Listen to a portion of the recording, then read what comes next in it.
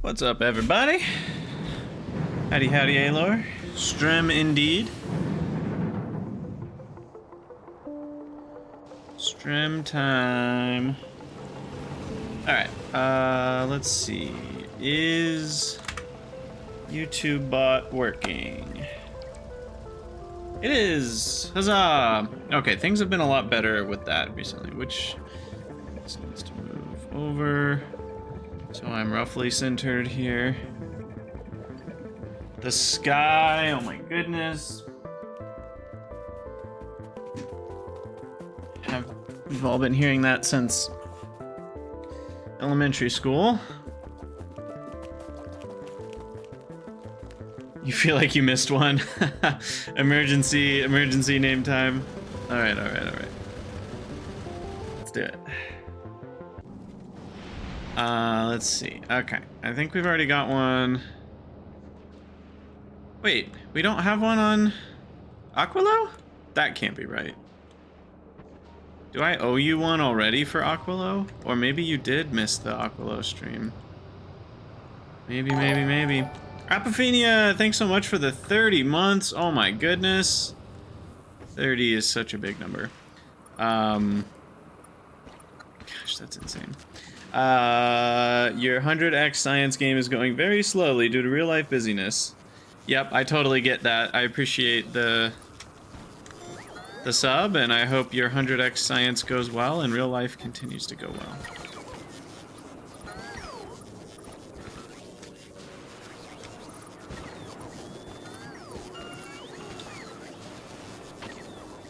Help was Dave's. As far as who did what. Okay, why did we stop making rocket fuel? I guess we didn't.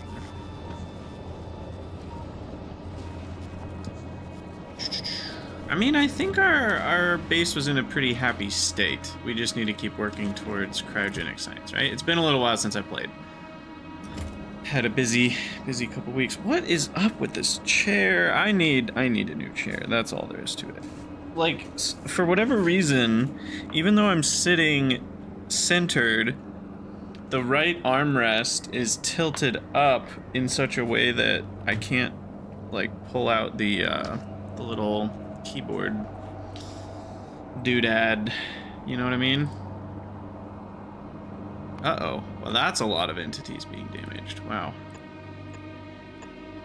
Get a few more lasers here.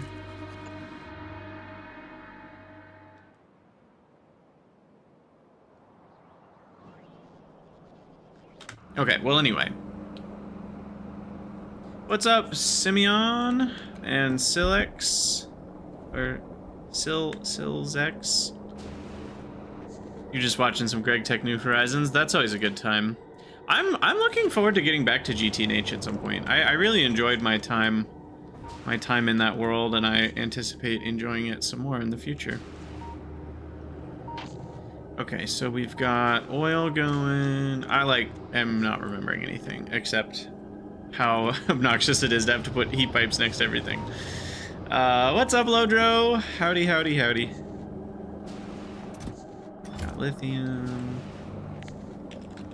Cryogenic. Oh yeah, we need the cryogenic plants, that's right. And did we bring refined concrete and superconductors? We did.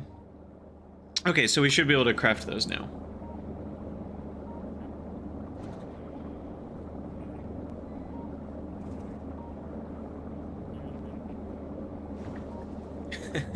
Should have used the opportunity to sell donations. Yeah, exactly. Who wants to fund me getting a new chair? How's that? I'll happily take donations. It's in the right spot. And we need our Aquilo scarf. Gotta stay warm on the frosty planet. All right. Bleep.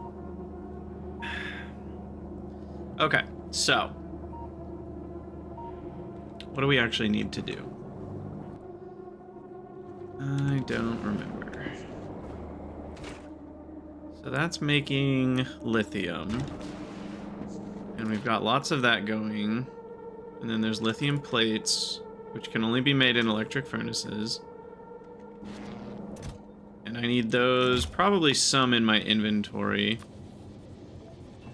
But I need these for all sorts of things. They're used for fusion power cells, the cryogenic science, and quantum processors. We're also going to need carbon fiber and tungsten carbide. Oh, you need all the things. Okay, okay, okay. So for those, we are going to need to make sure our Synthus has a request for carbon fiber.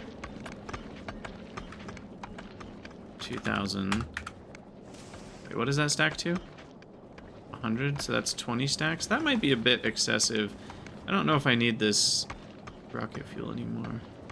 Alright,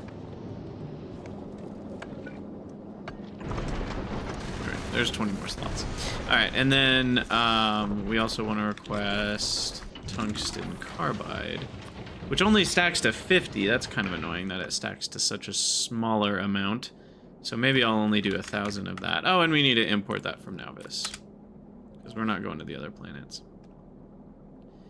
I guess Gleba would be easy to stop by, but whatever. Alright, now why did it was on the way, it just got here to Aquilo. So, was there something I was supposed to drop down? I already grabbed the centrifuges, right? Yeah, we already got those. I'm not actually sure what it was then that we were bringing.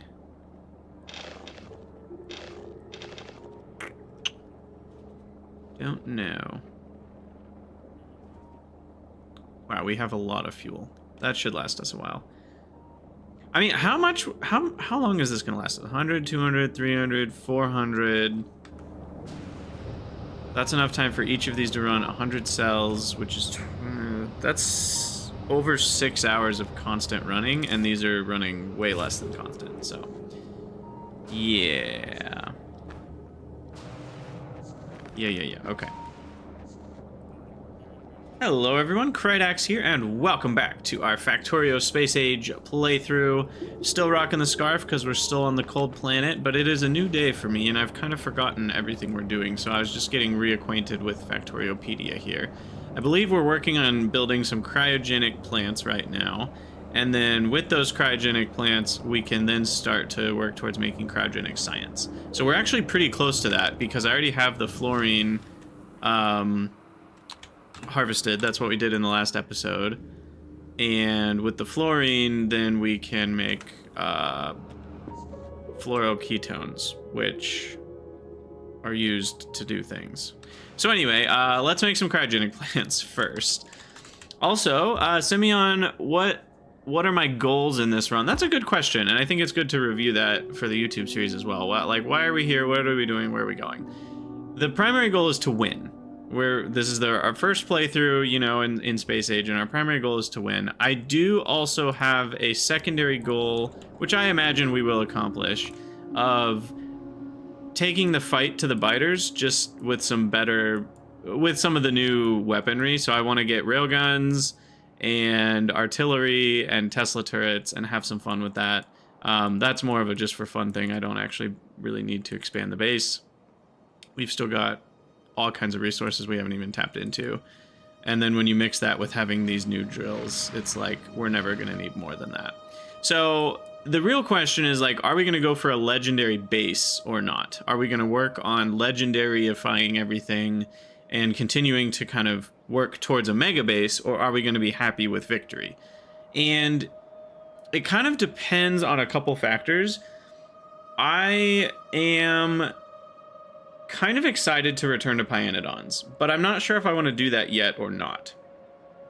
And so I kind of have to figure out how I'm going to shift, like, what am I trying to say? There's two things I'm trying to say. I'm going to have to figure out how I want to keep playing Factorio, or if I want to take a little break or not. And then I also am trying to figure out stream versus video-wise. For those of you who don't know, it wasn't that long ago, I guess it's a few months now, that I went full-time content creator.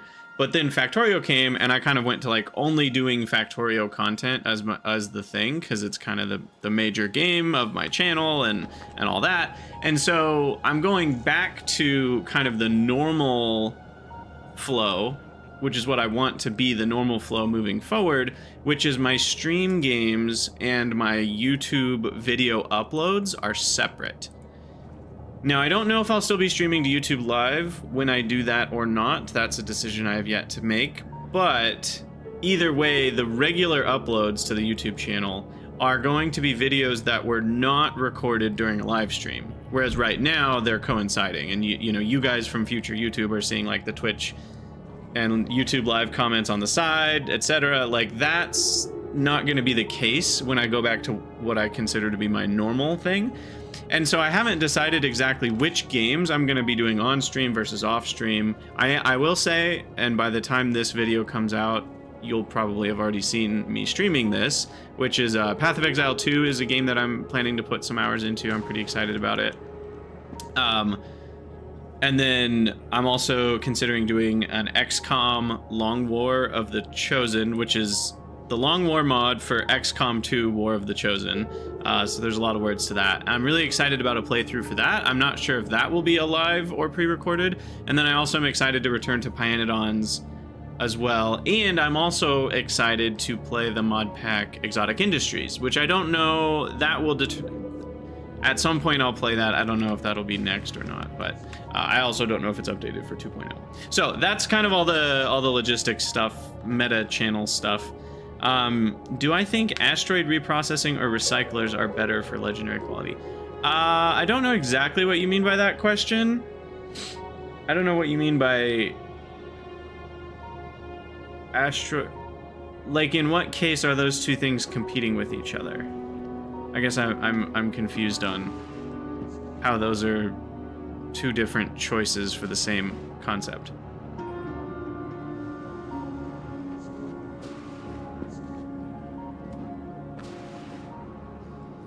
But anyway, okay, so let's make some cryogenic plants.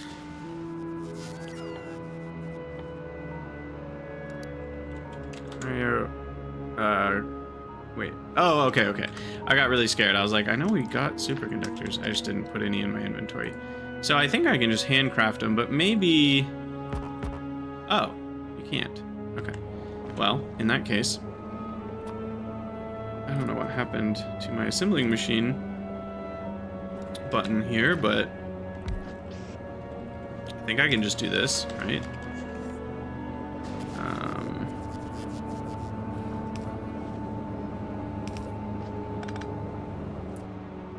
And then bring some heat over. And then we do cryogenic plant. And that's literally it. I don't have any quality modules. Otherwise I would, because having a couple uncommons might be nice, but... And what are we doing here? I guess I'll just feed it manually. Because then as soon as I get one, we're going to replace with one. Because then we get that extra 50% productivity bonus. Wait, no we don't. Just kidding. This just has a lot more slots. That's right. Oh, but that doesn't mean certain recipes won't get that extra 50% because I can't put this in here. Interesting. All right, let's also appreciate the graphics for a moment. Ah, oh, so beautiful. So beautiful. Look at the goop flowing around in there. Cool. Ooh, but it's all hot inside. Why does that door open up? Are we cooling off? It's interesting that door opens up but doesn't seem to have a purpose in opening. It's just showing off. It's just strutting its stuff. Asteroid crushers can have quality modules. Yeah, they can, but I don't really understand how that would be better than just doing quality stuff on a planet. Yeah, I'm guessing that's not the way to do it. Maybe I'm wrong, I don't know. There's a lot of math to Space Age and actually solving the correct answers to some of these questions. At the end of the day, most of it's going to come down to preference and how you want to play, but once you've decided to optimize for a certain thing, there probably are some mathematically correct answers. Whoa, I didn't realize there's rocket part productivity? What? In my mind, we wouldn't need it because we already have productivity on each of the parts that make rocket parts. But then you can combine that with actual rocket part productivity, and now you've got even more. I mean, rockets are basically free in the late game then. Because once you've done even just like 10 of these researches, plus putting productivity modules into the rocket silos, you're already getting down to needing, what, like 18? 17? I'm thinking triple productivity right now. You only need 17 of each item to launch a rocket. Like, that's basically nothing. And then on top of that, those items, you know, get higher and higher productivity as you go. So yeah, rockets get pretty cheap for sure. Okay, so anyway, we have cryogenic plants now. What are we doing with them? We can make steam condensation. You can do the regular sulfuric acid recipe, the regular plastic recipe, and the regular sulfur recipe. So sulfuric acid gets a lot more productive, because you can do 8 modules instead of 3. So in terms of productivity, you're getting more than double the productivity bonus in a cryogenic plant. I can also do this recipe, this solid fuel and ammonia recipe. Also, what's the default crafting speed on these? 1. Okay, so we are double the speed. That's nice. What about power usage? 1.55 versus 217. So these do use more power per item produced than a chemical plant, but that's obviously that's usually not the thing you care about. And did I just notice these are 5x5? These are 5x5. They're chonkers. Because aren't the EMPs only 4x4? Am I remembering that right? Yeah, the EMPs are only 4x4. Foundries are 5x5? Yeah, foundries are 5x5. Okay. Anyway, let me... So if I make this 2 squares wider...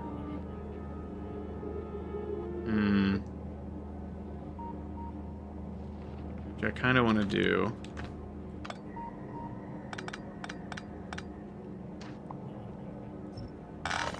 Because getting more free rocket fuel, aka more free heat and more free power, sounds kind of nice.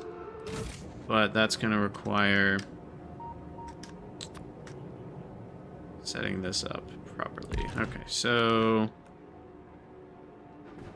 Oh, wow. Even just this recipe can be done that way. Ammonia, rocket fuel. Wait a second. Oh, rocket fuel. Right, I use the solid fuel, I add more ammonia, and then I get rocket fuel out of it. Which is a huge... Well, is it? We're using 10 times as much ammonia. I guess with productivity modules, we're still probably net power positive on that. Obviously, it also saves us a ton of crude oil for the megajoules I'm producing. But if you're not considering the crude oil, this is actually losing you power per ammonia. Not that we need to worry about ammonia spending, but, you know, I'm just thinking out loud here. Okay, anyway. So, I'm wondering if, because of this being a bigger building...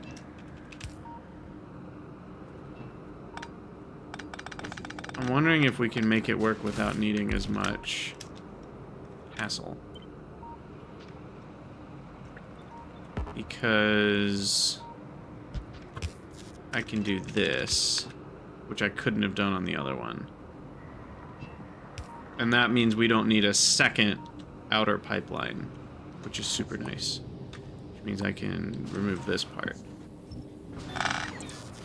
And we can just have... that.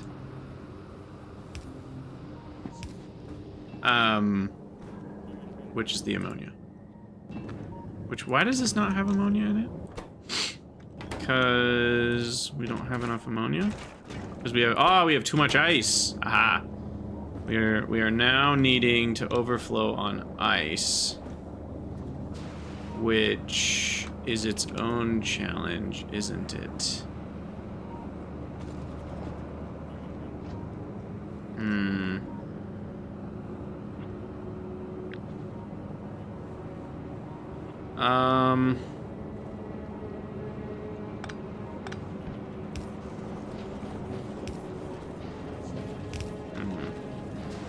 So, if I need to overflow on ice...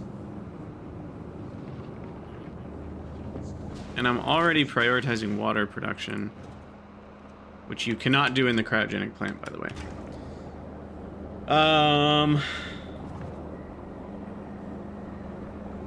Calcite legendary stone loop? Oh, I'm curious about what that is. Yeah, I mean, you can certainly get legendary stuff from space for cheap, but it's also cheap to mine stuff out of the ground with those, you know, epic or legendary big drills. I feel like, at least on Reddit, I've seen a lot of people getting really obsessive about the, like, stuff in space is infinite. And it's like people are obsessed with this idea of infinite ores when a simple patch on Nauvis that's 3.3 million is going to effectively be like 300 million ore, you know, between using legendary big drills and other stuff. And so it's just like, you don't really need, like, infinite isn't as valuable as it sounds, because basic patches are kind of already infinite. How do I do this? The problem is, I kind of want to just pick all that up. So I think I will. And move this, and that'll make things easier. I was just not wanting to have to pick that up is all. Okay, so then the ice is kind of basically prioritized, and do I just need to recycle it, or what do we need to do here? Because if we have too much ice, and we're already storing water, so that's not a big deal. By the way, can you prod this? You can if we really needed more water. But we're already essentially ditching ammonia. So if we ditch ammonia and ice, then we're gonna have a different problem, aren't we? So what we need to do is we need to ditch ice if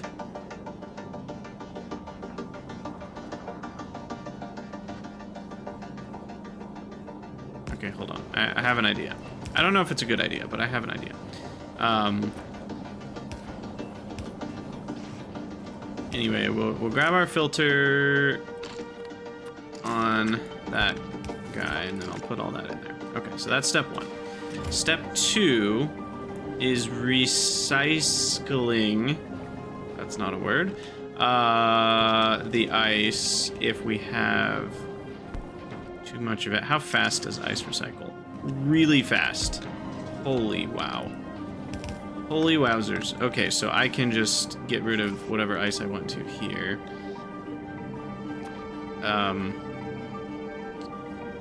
But I'm gonna need heat.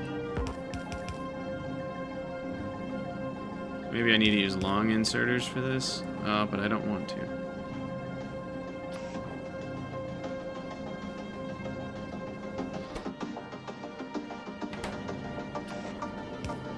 Problem is, I wanted to have two inserters that potentially run. Maybe I can still do that. Oh, this is getting messy.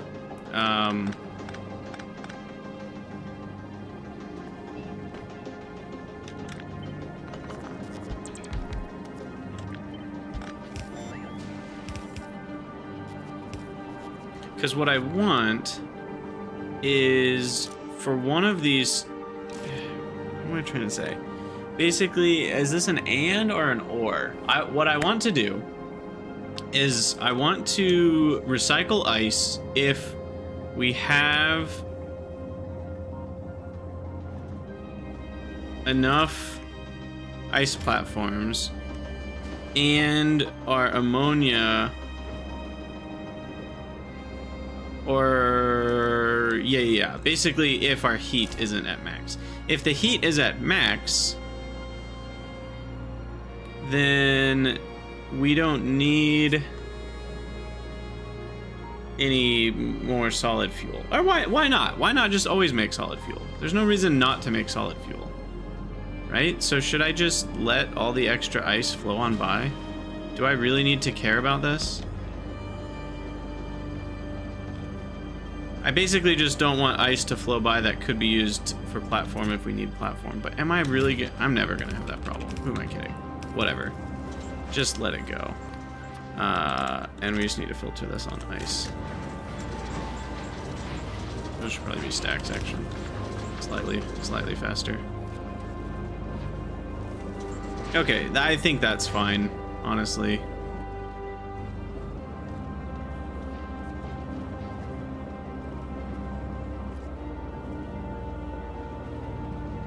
Yeah, Simeon, I do agree. Having a permanent setup that is absolutely infinite is nice. But I do also think that a lot of the setups that aren't infinite, if you actually did the math, it's like, oh, this will run for 400 hours before I run out of ore. And then by that point, you'll have done so many more productivity researches that the rate that the patch is getting depleted continues to get lower, you know, and so it's like, it's not literally infinite, but it's like, are you gonna play that long? And if you do, you're gonna be able to just get one more iron patch. So it's effectively infinite, I would say. Okay, let's do 3 of these.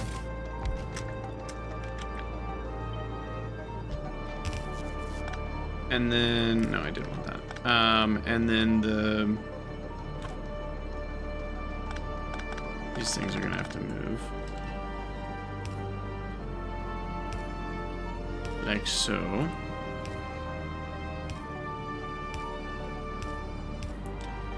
And then the oil.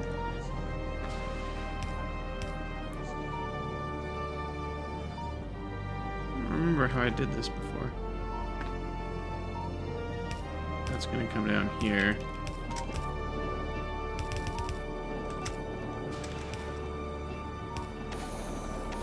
And then there we go. And now we can jam prod in that, and I am gonna avoid using the purple prods there because I don't think they're really necessary.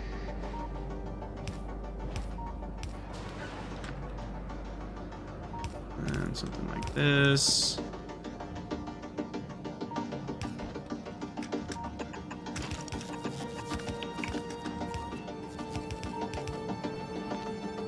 What happened to my power? There we go. All right, and then heat. Goes down to there. Okay. What's up, SMO? How's it going? So there's lots of solid fuel. And that gets these guys running. I could probably add more, to be honest. I don't know how many we can constantly run, but that's probably enough. Because these are also extra efficient. So even, yeah, they're 2.5 times efficiency. So I'm actually getting 30 megawatts, well, 30 megajoules out of each one. But yeah. Okay, so that's taken care of. I don't know why that took me so long. My brain's starting up slow today. SMO, I'm doing well. I'm excited to get cryogenic science. So let's figure that out real quick. So we need the fluoroketones. We already have ice and lithium. Oh, right. There's another thing that needs ice.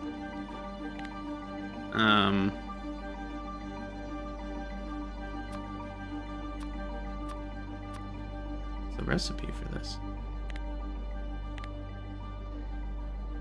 What am I missing? There it is. Oh, it starts out being hot. Okay. So we need solid fuel, lithium, fluorine, and ammonia. All right, that's really easy. Where do I want to make that? Over here, maybe? I know it's kind of out of the way of my current setups, but I don't want to be too compact with everything. So solid fuel, lithium. I have no idea how much fluoroketone production I'm going to need. So we'll just set some up. And give ourselves some more land mass here to work with. Let our sad bots figure it out. And fluorine will bring over hot fluoroketone. We need to immediately cool. I'm gonna put it like this.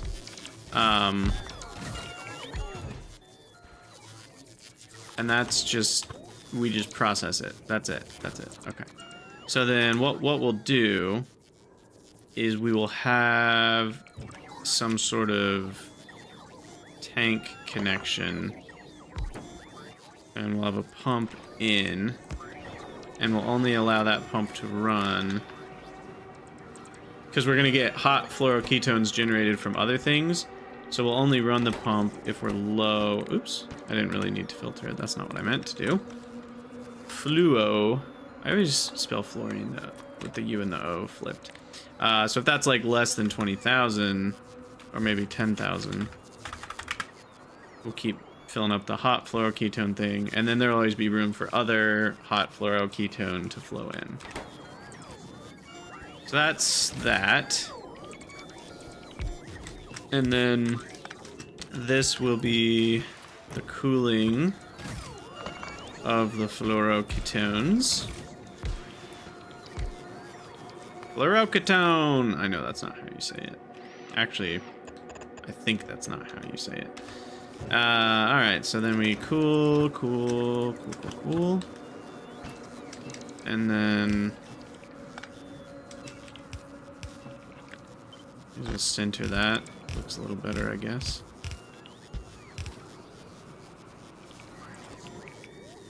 And I mean, it could be kind of nice to have one that affects. I just tried to use picker dollies.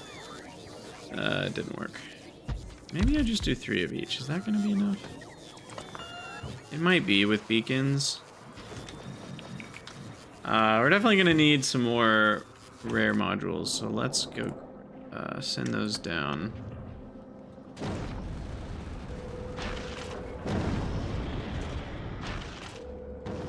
Probably need a bunch of other stuff too. I don't know if I need LDS or whatever's, but just in case, I want to send a rocket up soon. And then I think that's good enough. I don't know how many belts I have, so I'll grab some undergrounds. Alright, and then you go back to Novus. And then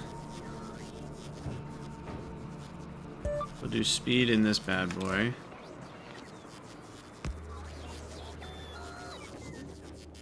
And then boom, boom, boom.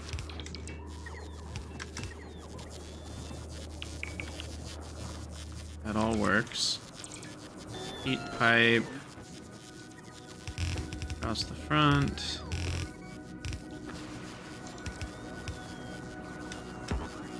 I guess we'll attach to this one.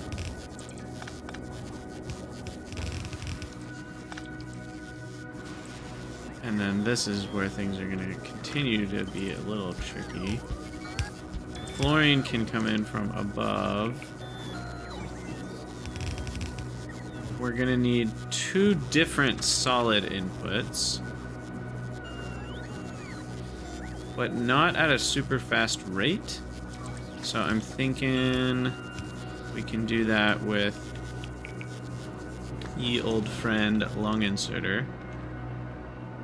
And then we need to flip these vertically. And then there's going to be a belt here that will be warmed by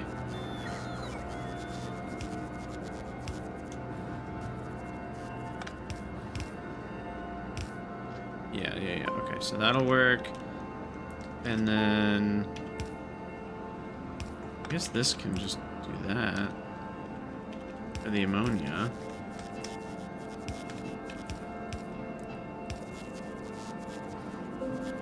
Well, I guess we have to wrap around. It's kind of annoying, but that does work.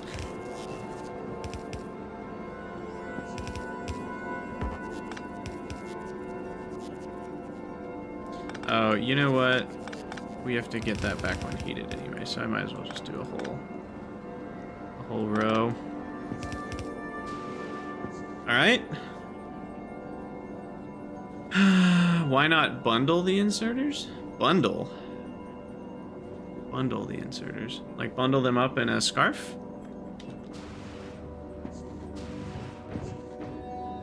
I don't know what bundle means in this context. Lithium and solid fuel. Okay, so lithium... Lithium's already on a belt. Like right here. I just need to combine that with solid fuel.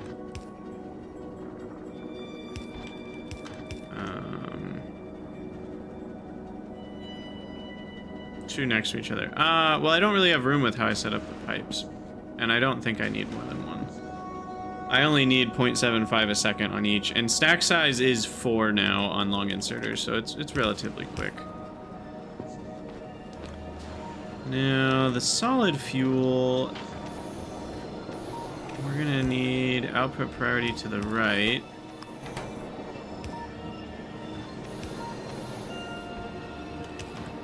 And we're gonna have all sorts of fun routing this over. Here. Help. Help, says the concrete, and Kredax agrees. Alright. Heat you up. Heat this up.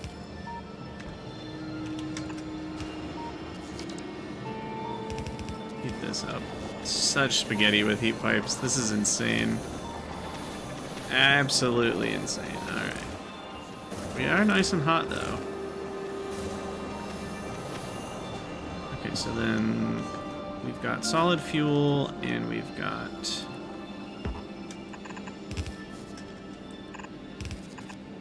the whatchamacallit, the lithium.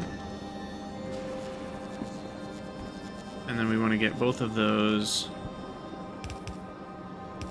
on a belt going here.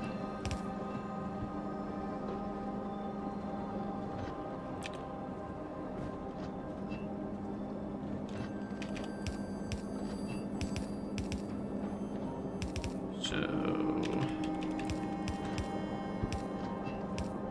this. And I feel like closing the heat loop where you can is helpful, just to equalize temperatures in different places. So I will do that. Yeah, there are probably more efficient ways I could make this build for sure with doing undergrounds and inserters different, but I don't know. We're done now. So now I need to bring the ammonia, which... anything over 5,000 is going to lithium, and that should probably be the same setup. Or the same pipeline, I should say. It comes over here.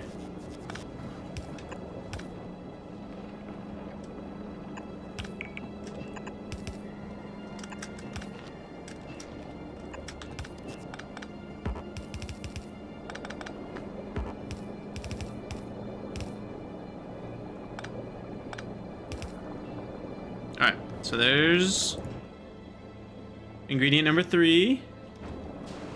Yes, we do need to heat the building. I would have noticed that eventually. They just look so natural when they're nice and frosty, you know? They're a cryogenic plant, right?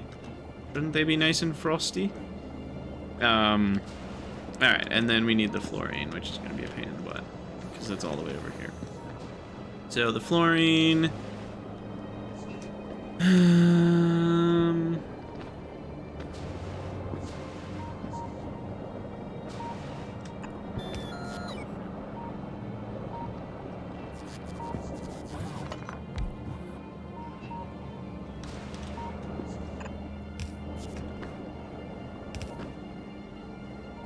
yeah, okay, so we need the heat. That's perfect, because that stays heated. And then that works there, that works there. Okay, so that's fluorine to here. Now that's heated, so we're to here. So now we need to come across. A little more lights everywhere. And then, yeah. Okay, so this. And of course this is still in the way. Perfect. All right. No, I needed that. And we need one here. And then these guys. Uh-oh, the help got unhelped. There we go.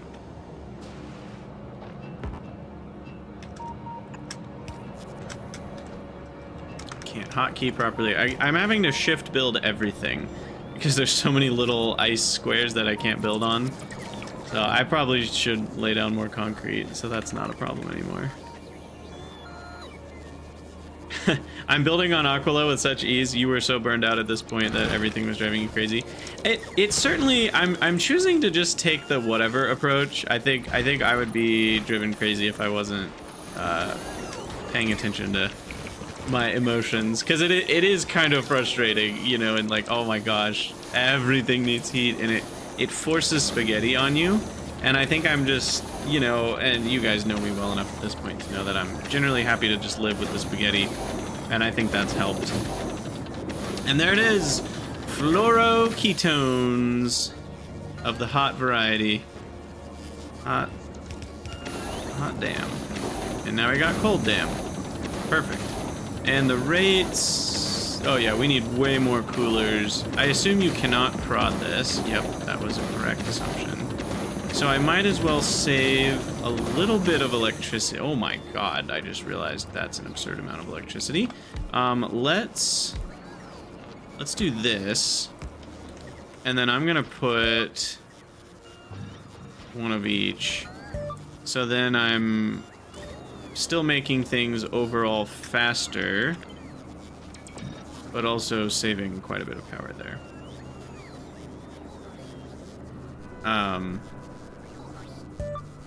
In fact, why don't we do all three like that? Wait, that's not what I meant. There we go. Now why? Oh, I was like, why is that not saving power? It's because of 8 modules that all add 80% energy consumption inside of each of these buildings. That's hilarious. Yeah, doing Aquilo properly, I think, requires just taking some time to build blueprints carefully, and then probably, I actually think some sort of main bus is actually the best way to do it on Aquila, where you have a heated bus, right? And you have like a left, I mean, assuming the bus goes left and right, I'm almost thinking like a two-way bus where a lot of materials flow both directions, maybe loop around even, and then you use circuits to control when to take off and put things in. And then you kind of have this nice centralized like hub of where all the items are. And then you can build these separate builds that are nicely lined up with heat pipes where you want them to be, and probably do heating for each build with its own little set of heating towers. And then you don't have to keep everything as close together or whatever. But all this being said, I now need some speed modules in these, which I need rare speed modules too on this Enthuse. Why are we? Oh, I wonder if the Hendrickson is struggling. It's struggling because we're not getting rare EMPs.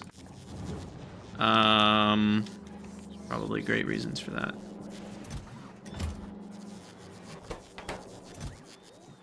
Yeah, it's just because I'm not re-rolling uncommons. That's all. Do I care to make that better? Did I bring prod 3s? I did bring rare prod 3s, which would greatly improve my chances of getting. And if I recycle the uncommons, we'll get uncommon parts. So I actually think this is worth it. Let me grab, let me grab rare prod 3s. Or I'm saying prod, I mean quality. This is what I'm trying to do here. And then you are gonna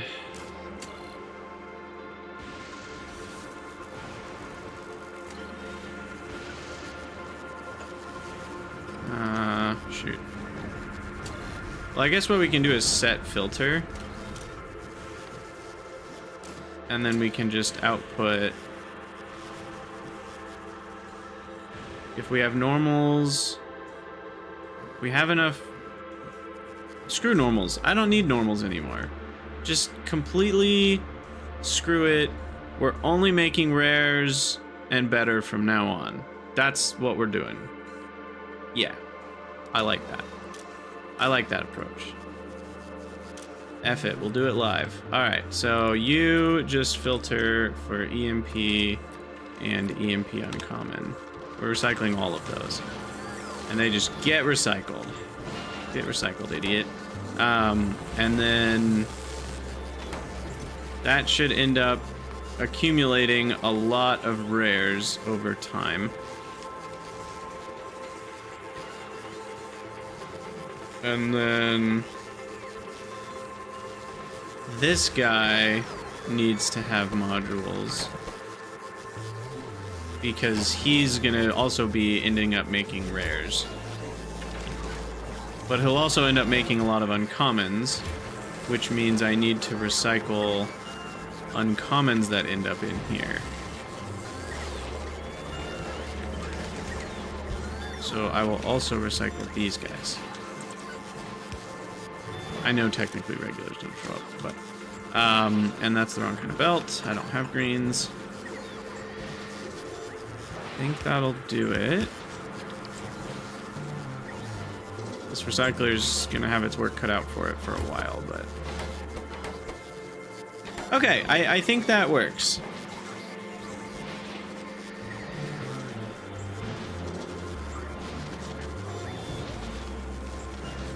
Wait, doing Aquilo feels like shipping ammonia and fluorite to Fogora? Wait, I don't know.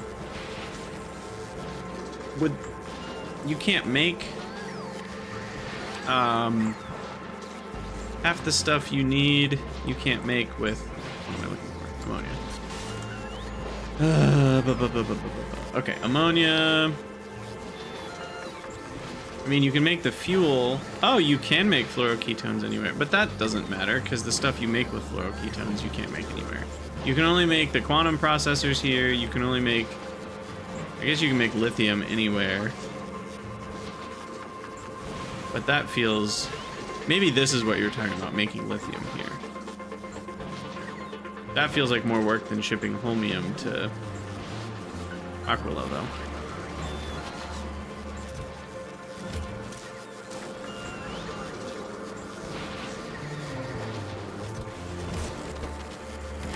And these don't have speed on them, right? Quality 20%, quality 20%.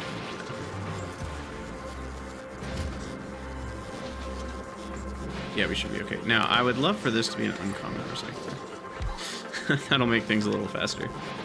All right. So, that's all done. That was me just realizing I didn't have enough superconductors flowing. Is that because... What am I trying to do?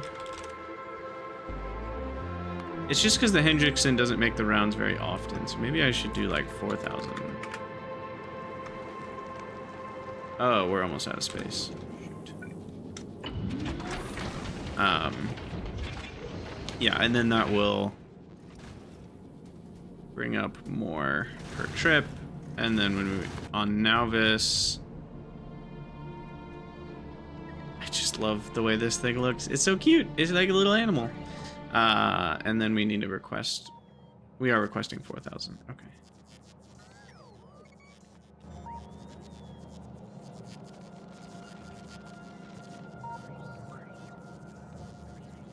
What can be done where is so arbitrary. Yeah, I do agree. There are times where, like, I personally am one for just more choice is better in most cases, so I think there's too many restrictions, just in a general sense. I do really like the science being restricted to the planet. Some of the other restrictions I could personally do without, but at the same time, it's one of those things where I don't know if I've put enough thought into it to know for sure that that's what I think. Because there's a world where I could be convinced it's better for the game to have the restrictions the way they are. Or at least most of them. Okay, so we're getting there. We're getting there. Now I need nothing. I can make cryogenic science now. That's crazy. We just need ice, lithium plates, and these cold ketones. Okay. And we have lithium plates right here, which are really only used in two things. I know they're technically used in power cells and cryogenic plants.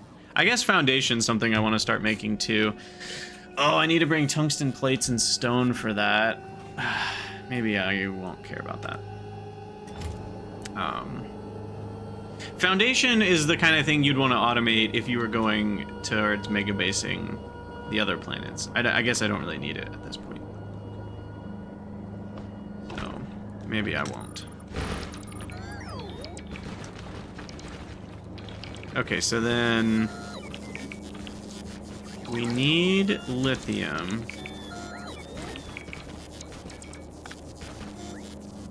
How are we gonna do this? So the lithium.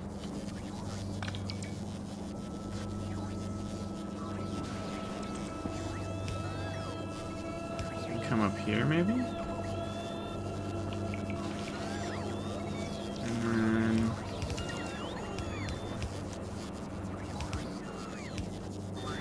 then what was it we needed? Lithium and I already forgot. The ice, okay. And then the ice we have.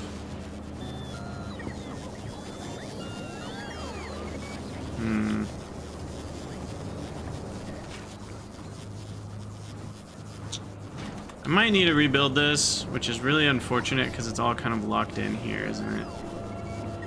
Maybe I do a separate ice situation. But then the problem is we have too much ammonia again.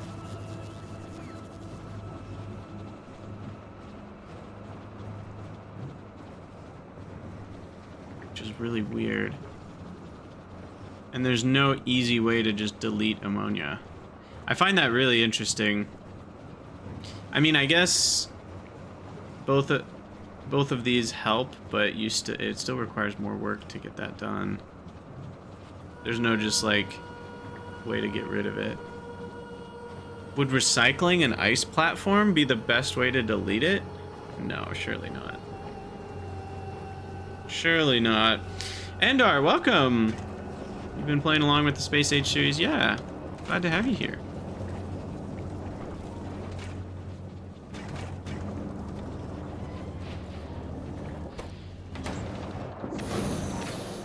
Whatever it is, it seems like I already have too much. So let's just not recycle the ice. Which is funny. Shoot. Maybe I do that. And then I have a filter. And we filter ice to the right. Ice is nice. And then we output priority left. Okay. So then we have ice here. That'll come this way before it gets trashed. And then we can bring it over. Maybe? Like so. So there's ice. Yeah, the problem isn't the ice, it's that if I wanted to make ice somewhere else separately, then I would need to then get rid of even more ammonia. And I don't really want to do that. So I'd like to bring the ice over and down.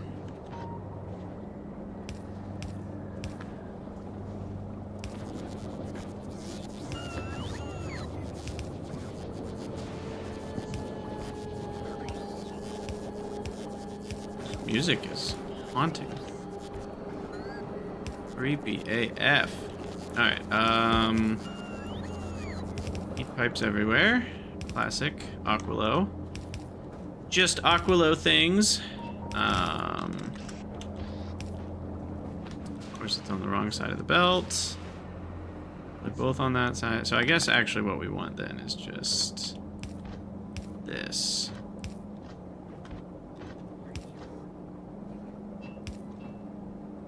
There we go. Ta-da! Oh, and I forgot a stack inserter, right? Wait, did I? Oh, they're not stacked. Okay, I can stackify them. easily enough. And then we'll have stacked lithium. And then what? Then we need fluoroketones and that stuff, and we're good to go. And I need more cryo plants. Why don't I automate that officially? I don't keep running out. Because I want a bunch of these for other planets too.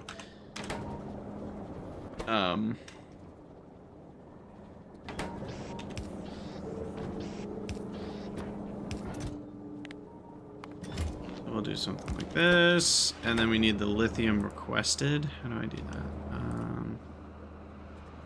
This is requesting from space doodads, though. So I need the lithium in a chest. And I will use bots for that, that's fine.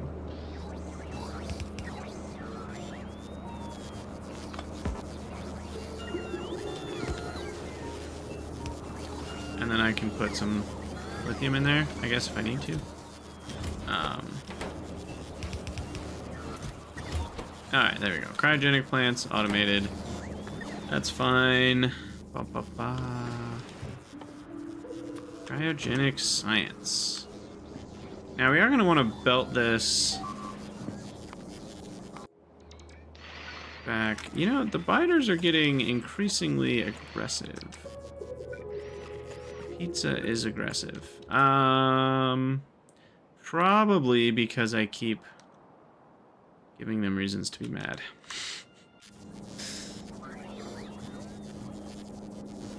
Yes, the true pasta of Factorio is just the giving up and using bots.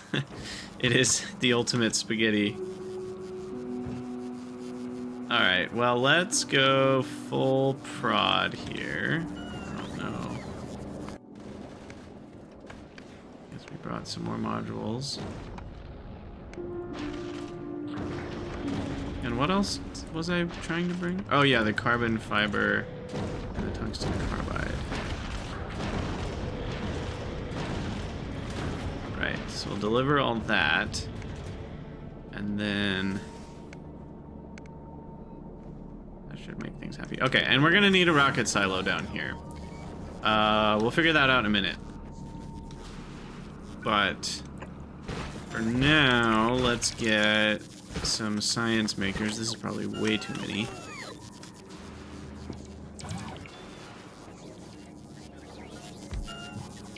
Shouldn't those be getting made by the bots in the... What? Oh, God. What? Wait, are you serious? That's what happens? It spills everything on the ground? Rather than just refusing to send it? That feels weird. That's certainly a design decision. Or is this some weird edge case that I ran into? Because it feels like it just shouldn't send it. That feels really messed up to me. like, that feels like Renai transportation kind of janky, rather than, like, you know, this is a digital system that can actually just ask where it's sending if it has enough inventory. I don't know, that feels weird. Maybe I did something weird.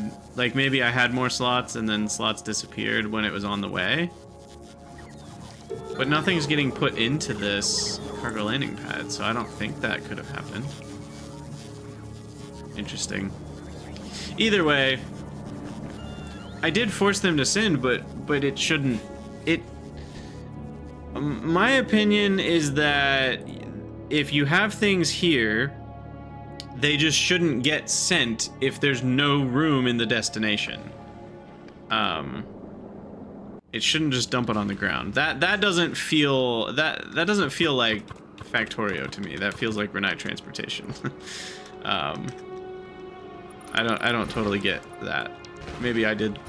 I don't know. That just feels weird to have things dump on the ground as part of like a fairly normal interaction. Because there's really no way to get items dumped on the ground short of Actually, can you even do it anymore? Because now when you take off armor, it doesn't do that. Or at least it gives you a warning at the minimum now. So it's like... It's kind of hard to do that if you need something and the inventory is full. Yeah, I mean, I guess there's some world where you have... No, because if you can clean up what's on the ground from a remote view, that means you could have accessed the inventory already. I guess you may be in a situation where you have the bots and a bot network, but you don't have the ability to build new chests, like logistic chests.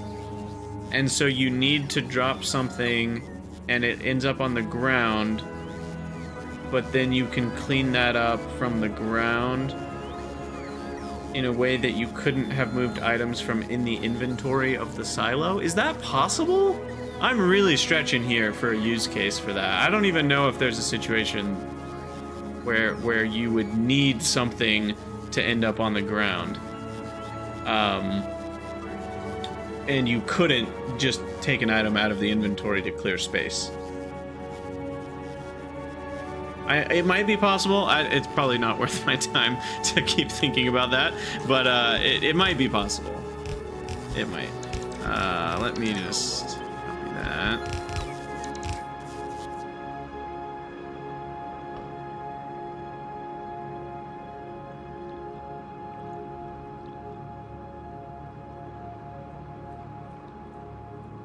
If you have empty yellow chests but the cargo pod is full, then you could just move the items with the logistics bots, though, by doing the thing in remote view where you just click on the spot. The bots will come and take it.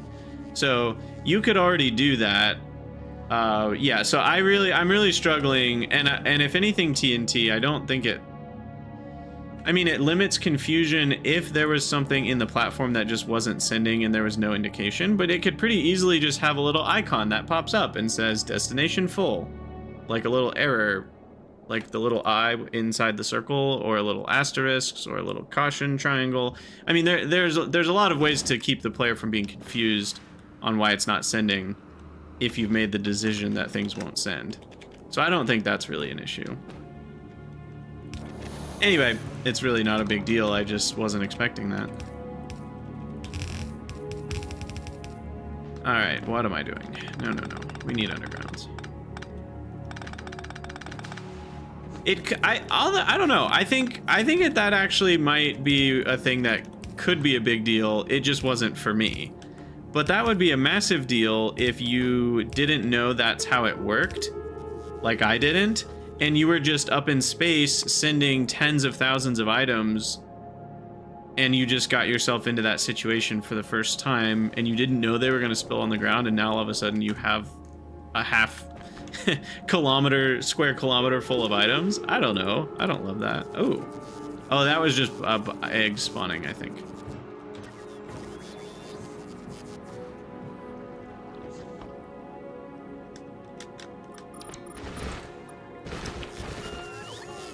Yeah, look, I'm sure there's some crazy case where it's helpful.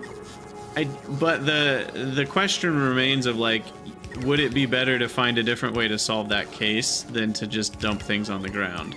Because most players are going to run into the things just get dumped on the ground, and it's getting in my... It's frustrating rather than, oh yeah, this is a really helpful system. It probably is to prevent some sort of deadlock somewhere. I'm imagining that's what it has to do with. But it certainly is not kind of expected behavior.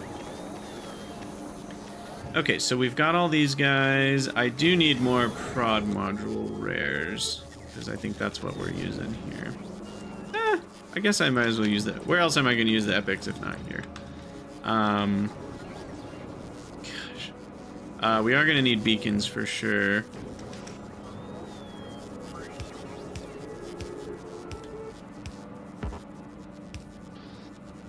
Kind of a problem, though, with beacons, isn't it? Because we're going to have to dodge. So maybe I should do pairs for the inserting. And that works nicely, because that's how it, you know, the undergrounds work. Like that. I'm gonna flip those though.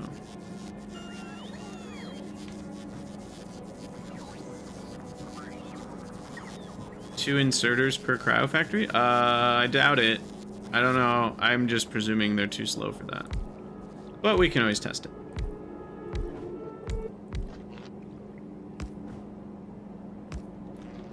Alright, speed. How much power are these gonna take?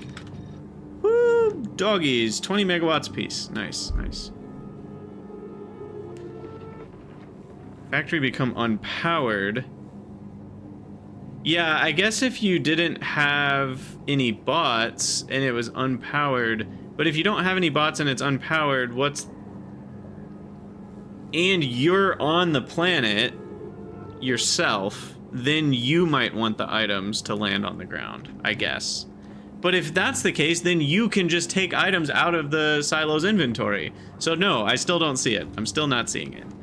Again, I believe it's there. I'm not seeing it. I'm sure there will be YouTube comments telling me why I'm wrong or whatever, but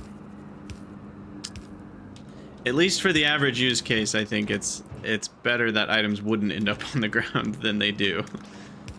All right, well, do that, do that, do that.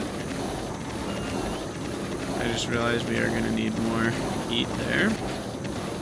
And y'all, we got our first blue science packs. Look at them. Look at them go.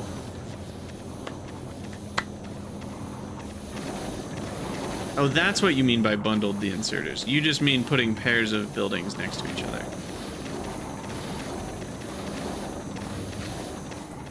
All right, so now we have science, and that needs to get put into platforms.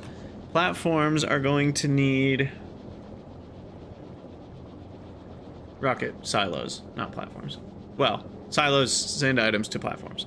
But silos are going to need rocket parts, and rocket parts are going to need maybe to go on a belt. Maybe I'll just let bots do it. I mean, we're already talking about not needing that many rocket parts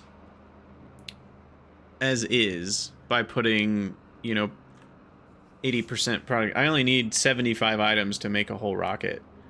And then on top of that,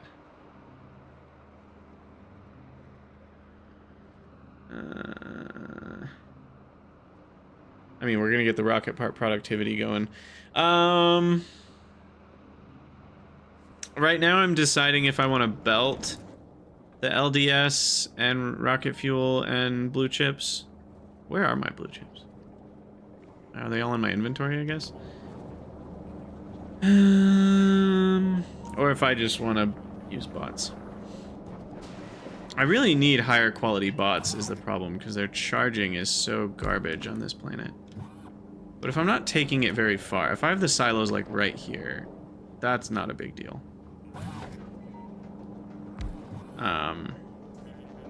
So yeah, maybe I'll just do it that way. I need to make the silos, eh? We need 1,000 steel and 1,000 concrete. Cool. And we don't have enough steel. Okay. And we're no longer requesting steel? Is that right? I took that off of the Aquilo upkeep. Nice work, Krydex. Nice, nice, nice. Okay. Cool, cool, cool, cool. All right. Well, that sucks. Back to Novice we go. It's gonna take a minute, and then yeah, I really want like uncommon. No, let's be honest. I want epic or legendary logistics robots, because then they would actually be able to fly for a while.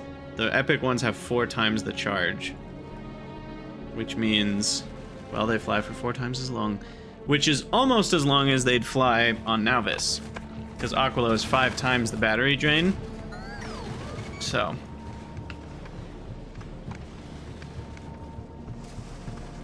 and then obviously it helps to have better quality roboports too.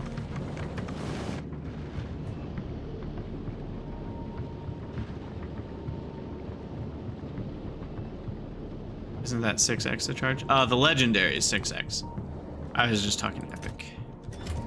Epic. Oh, that's where all my blue circuits went. Aha. Okay, so maybe we need to request a few more of those little blue chips then. It's 3,000 too many. I'm really filling up the inventory here, I realize. Might need to keep expanding the side cargo bay here.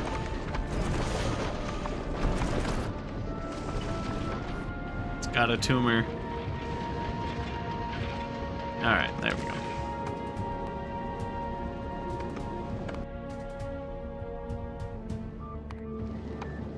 How is power on Aquilo? I guess we can't really tell till these are running constantly, but those do take a lot. Not that I can see how much because it's over there and too big. 18.73. Okay. So that's like 100 megawatts for all these. Not terrible.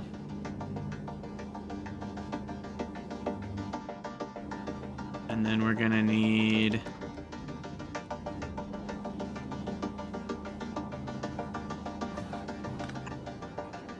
to belt this over somehow.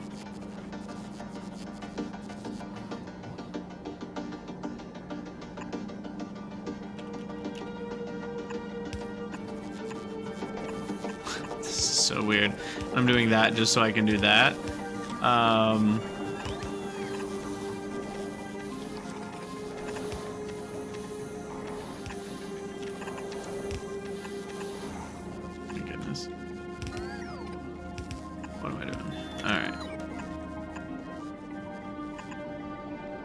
Somewhere up here are gonna be the silos.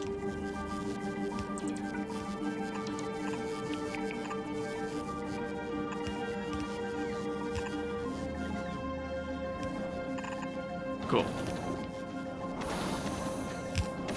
Wait. Why didn't I just... I could just go underground here. Ah, well. Too late now. Woob did such an amazing animation for platforms. Snow appears and melts in one frame. Honestly, I think I said this in a different episode. I think it'd be really cool if whenever you're building things remotely, when a construction bot builds it, if it had a little animation of building like it does on space platforms. I think that would be really neat. Okay, so on the way, all sorts of things. Cool, cool, cool. Oh, there's already 1,000 requested. Okay, so I'm requesting maybe a bit more than I wanted to. Because those add together. And then it seems...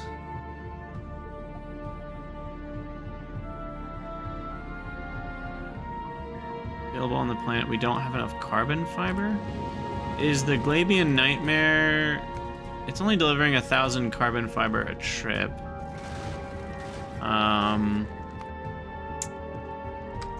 What are we requesting on the ground?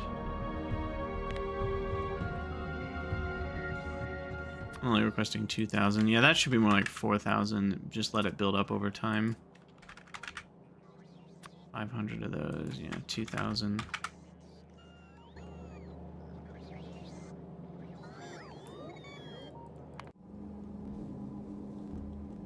Okay. And then the silo.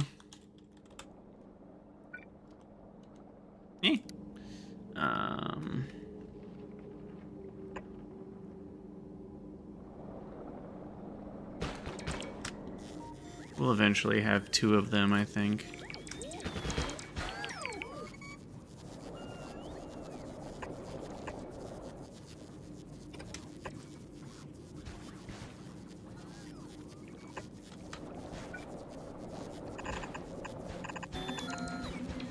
Heat in there.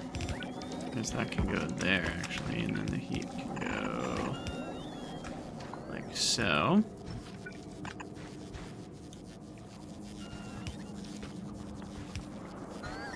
And then we'll do a requester chest.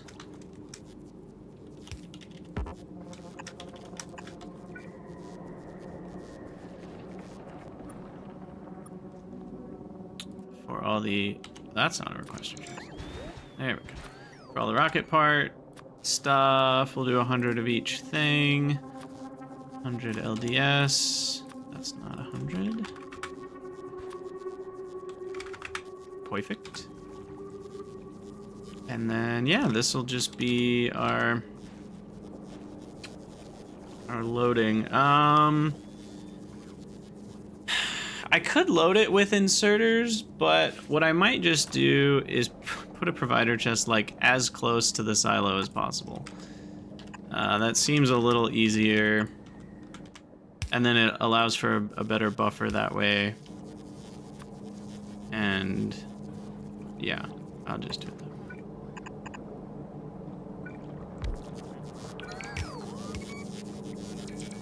And the bots can charge over here all they want. The new ghost wobble animations I actually think is really cool. I'm very grateful for it. I think the wobble might be a bit much. The new color though and the look of them I think is A+. I could see how some people don't like the wobbly part. I think it's cool. I haven't had any issues with it. So that's more of a personal preference, I guess.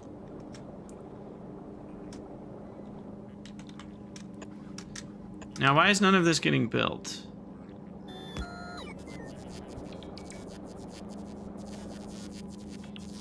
We're missing concrete. We're missing regular storage chests. And we're missing silos. That's why. Ah, the inserters! We need underground heat pipes yesterday. I did see there's a mod for underground heat pipes. It does exist.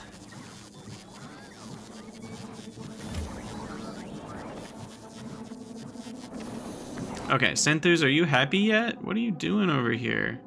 Oh, you just... Okay, you're good, you're good. Come back. We just didn't have enough carbon fiber. But the Glabian Nightmare should be bringing some back. AKA the square that flies. With about 4 times more chem plants than it actually needs. But it works! It sure works, don't it? I do like the design of this ship. What I might do, if I were to make another version of it, I would just make it a little longer. And then I would move all this stuff down, you know, another 10 tiles, maybe 15. And then I would have room for cargo bays kind of in this section right here.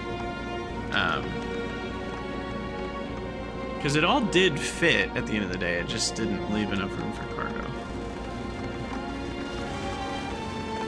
Which there were at least, I think, 2 people saying in the chat. I was originally intending it to not be the thing that would bring science back from Aquilo, but I just need to be lazy right now. So I'm gonna use it to bring the science back. I also think I underestimated how many trips we were gonna need filled with stuff.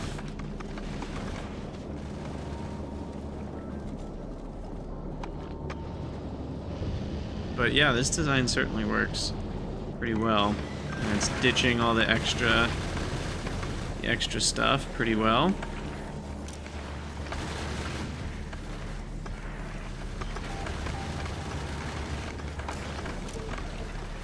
Maybe I need more of these to ditch all the extra asteroids.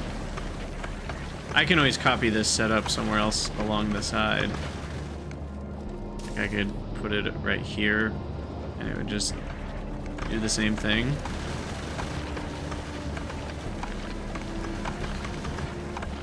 Copy that. And I should be able to just super force build it and it just hashtag works. Yeah, there we go.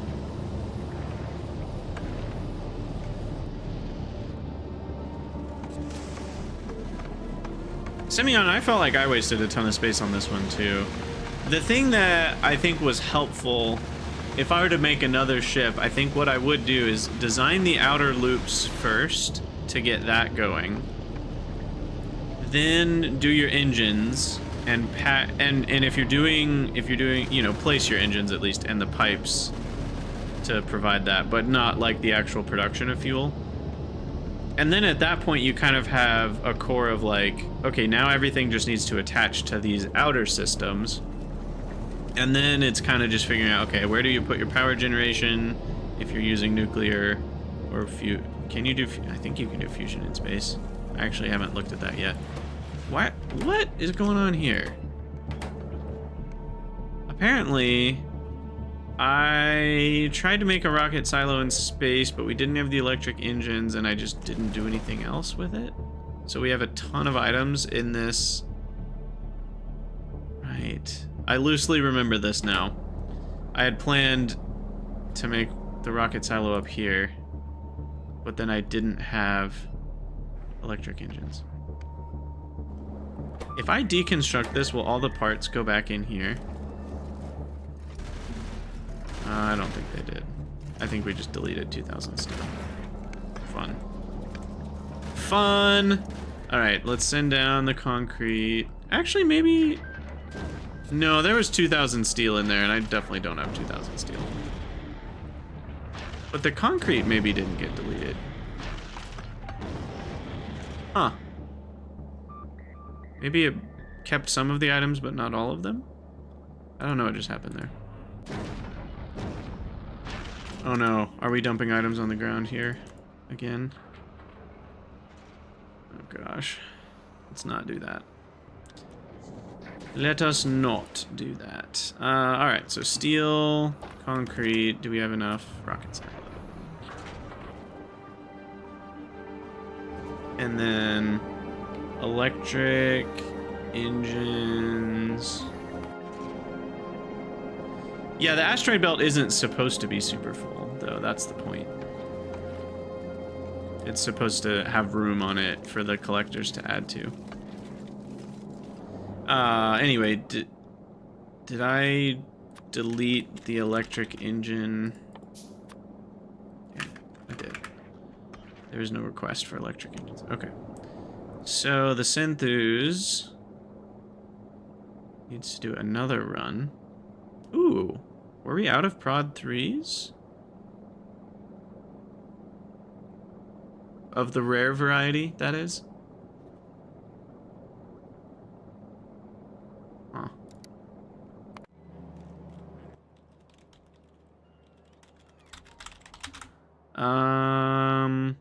Yes, because I have enough epics.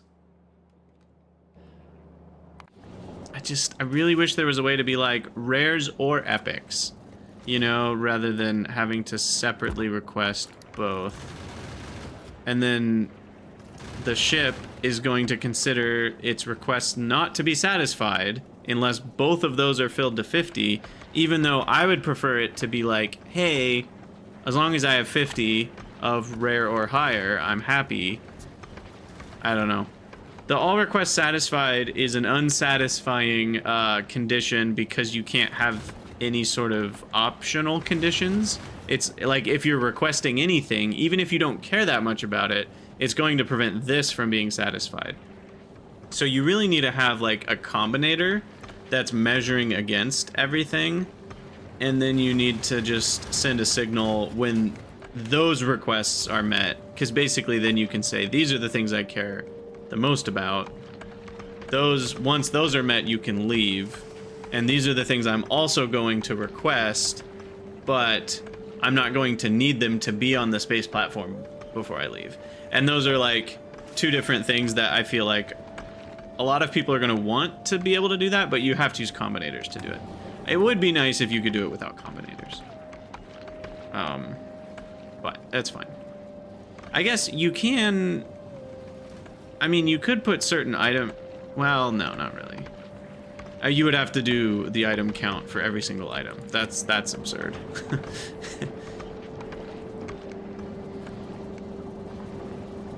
Yeah, no, I know you can do an or time pass, but then the problem is you might be waiting for 10 minutes or whatever when all of your required conditions were met after 60 seconds. And it's just the optional ones that are unmet for the next 9 minutes. Like, that's happening on the Glabian Nightmare. already. Sometimes. Yeah, I mean, combinators are kind of the solution to everything in the game at this point. Ah, I forgot to drop down the blue circuits.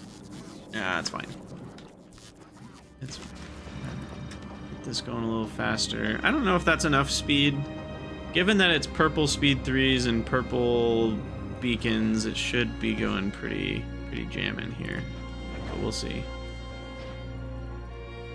Oh. You can't put...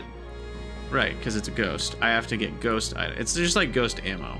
I can put ghost epic modules in, but I can't... You can't put real modules in, which will then create a ghost of it. Feature request. Alright, so once we have blue chips, we should be good on making rocket parts. And then we're gonna start sending cryogenic... Oh no, these are stopped. Why are they stopped? Oh, you know, there's a really good reason for that. I completely forgot to hook back up the hot ketone. Not hook back up, just hook up in the first place. The hot ketone recycling. I guess it has to be that way. And I'm out of pipes, of all things? That's funny.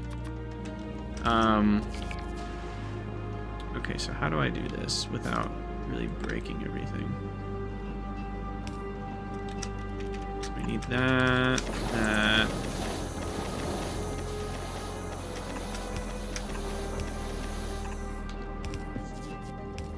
Okay.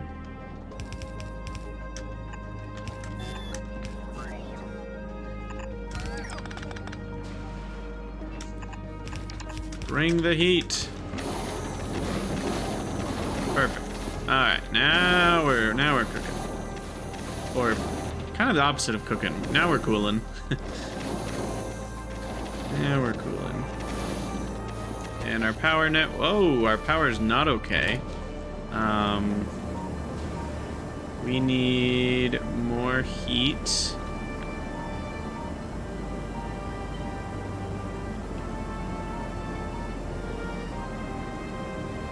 So we're just gonna copy that.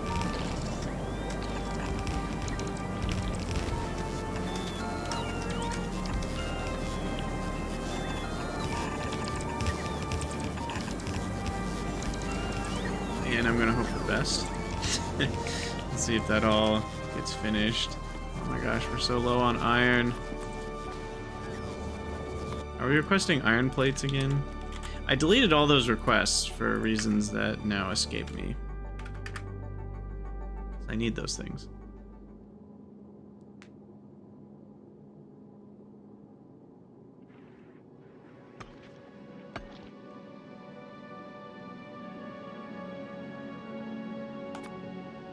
And the holmium is...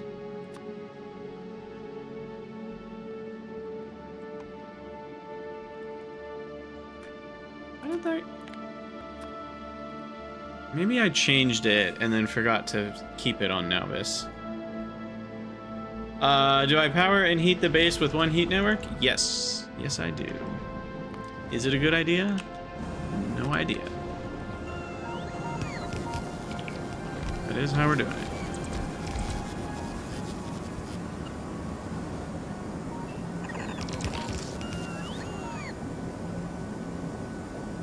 Alright, we'll see if those get hot enough. We just dumped a fuel cell in. Probably because we built all these heat pipes. Let's connect that one across the top here.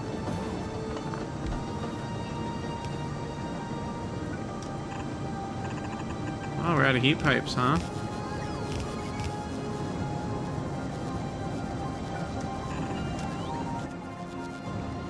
Oh, we have more. Just build fusion power. Yeah, you know, we should look into that. We should look into that, shouldn't we? Why this no worky? Oh, it's just not hot enough yet.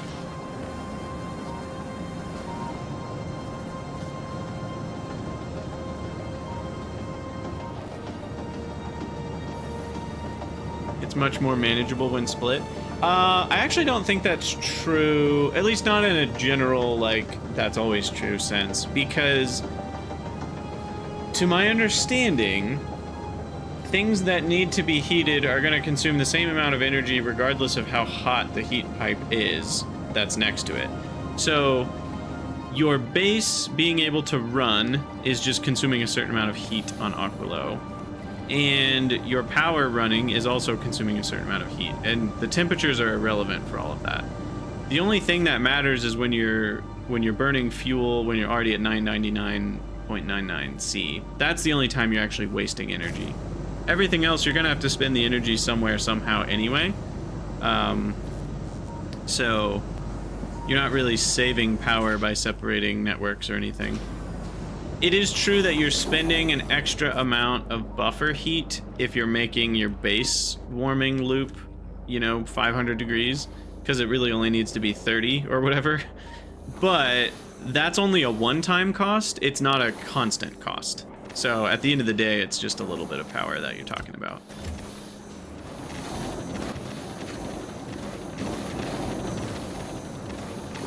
Alright, so it actually seems like ice is the limiting factor right now. And that's because I cannot get rid of enough solid fuel. Which means I need more of these.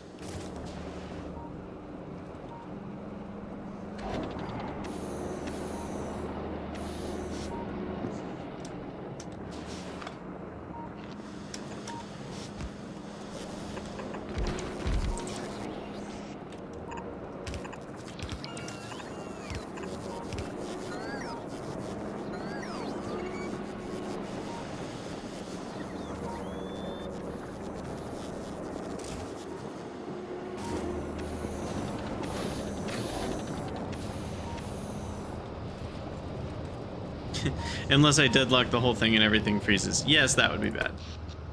That would do it. But even then, because I have, assuming, at least while I'm here personally, that wouldn't really be a problem because I could just plop heating towers and hand feed them with solid fuel. The issue would be if I was off planet, then it can't be fixed very easily. But bots do, even if they're in a network with no power, I think bots will still run once. So if you were really careful about where and how you place things, it might work out okay. But yeah, then they'd try to charge and then it wouldn't work. Is that true? If you're completely out of power, does the bot network work? And then the logistics bots just can't charge? Or do they not run at all?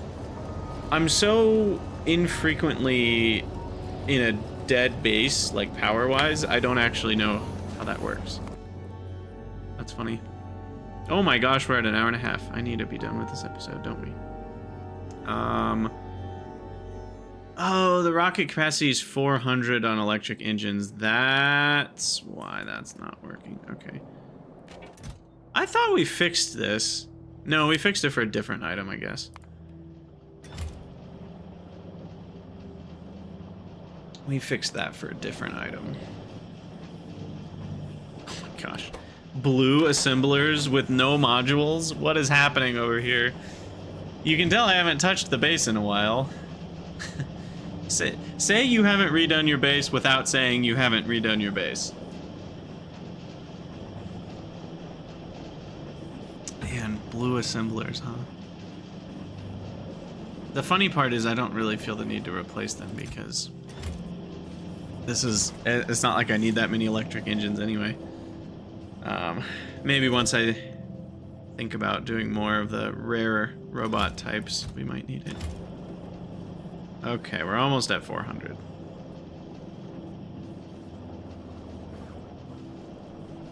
So I'm not gonna lie, this is getting into some of my, like, I'll definitely make a whole video about it, and I'll probably have it half scripted at least, because I want to make the points I'm trying to make clearly, which, you know, when I'm just verbal processing on the fly, it doesn't work as well. But these are some of my, like, space age final thoughts and, like, you know, like, how it went kind of stuff. I do think that having 5 planets increases by an order of magnitude the mental anguish of redoing your base. Because now you have to redo 5 bases. And for some people that's actually really fun, and that's like part of the draw. For other people, that actually makes the game feel far more insurmountable. Because it's one thing to be like, oh, I have to go back to Nauvis and improve all my stuff there. But then it's like, well, but then I also have to go to Vulcanus and put a bunch of stuff on a platform and take that to Vulcanus and then improve everything there. And then I have to do that to Gleba and improve and it just feels like this, like, that I feel like that can feel like a slog for a lot of people. And that's not inherently like, it's not intrinsically good. It can be good. I think for some people it's good. For some people it's a not good. And so I think for some people they're going to find that aspect of Space Age more frustrating, because rather than having one big base that they can kind of improve in one big wave, they have 5 different bases that they have to improve in these very discrete waves that, like, you can't just do one big wave all the way through. Yes, and as for whether that's necessary or not, I'm not talking about that. You guys are right, but that's not the point I'm making. Yeah, that, of course that's not necessary.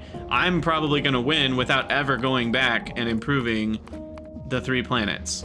And I've improved Nauvis quite a bit, but even then I didn't rebuild it. I just kind of added in the, you know, the foundries and the EMPs to make things really nice. But yeah, I haven't done much at all to these other 3 planets, and I probably won't need to win.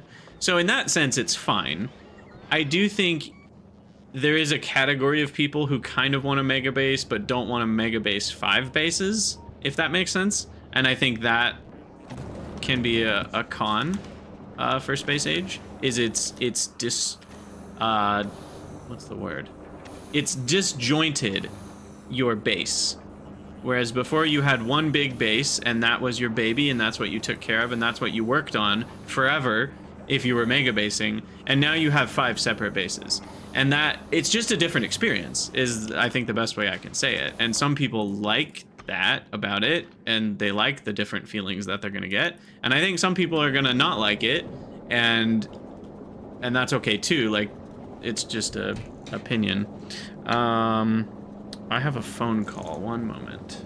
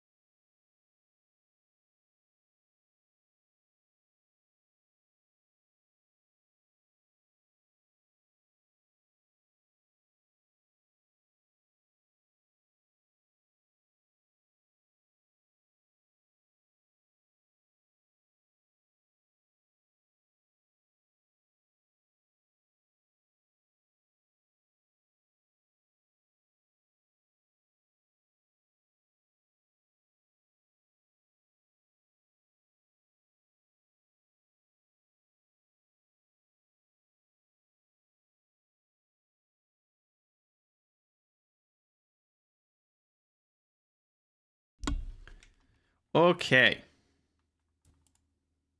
All right, we're back. Sorry. Car insurance nonsense. Always a good time.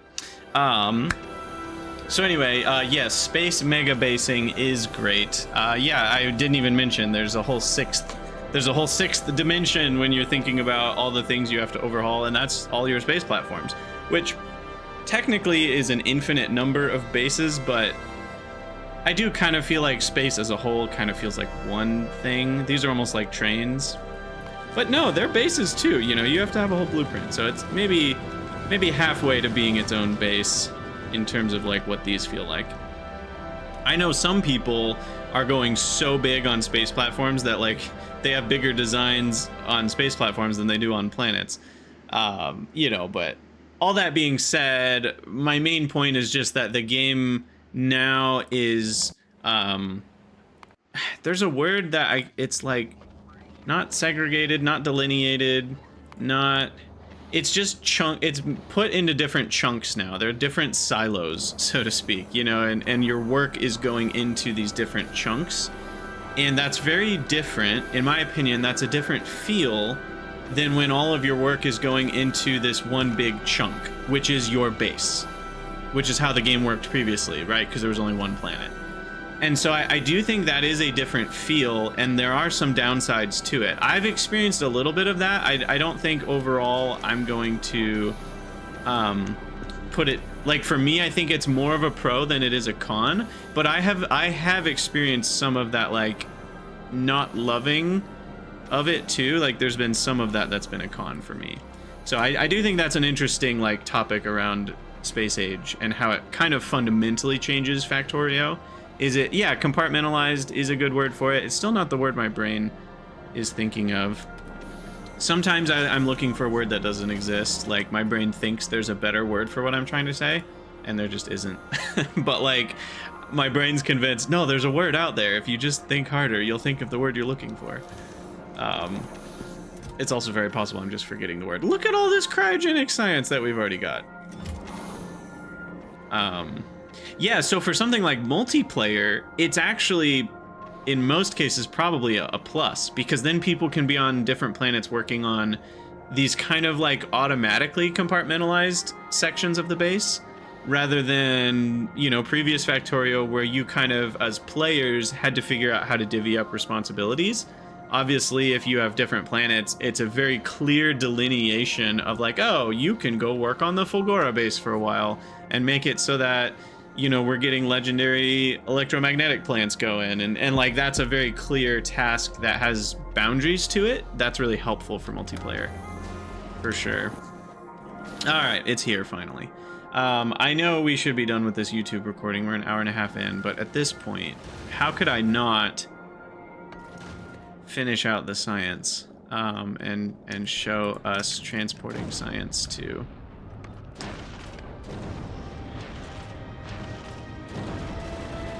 whatchamacallit? Navis. Navis is the place I'm trying to say. Alright, dude. I guess I can put them over there.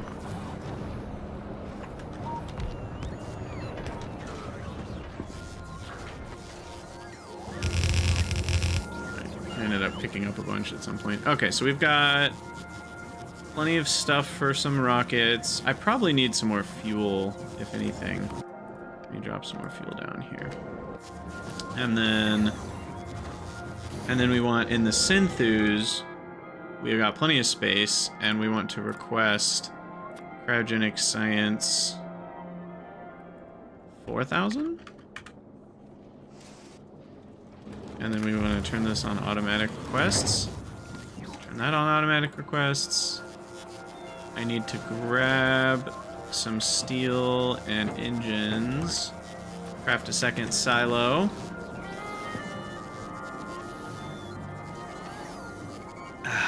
Delicious water. Go hydrate at home. You at home who isn't hydrated. Change that. Water's so good. Just like all this ice. ice melting going on here on Aquilo. Alright, what's... Is it going? There it goes. There it goes. See if it's fast enough to rebuild before the second one is filled. Or I mean ready to launch. Oh yeah, that's more than fast enough.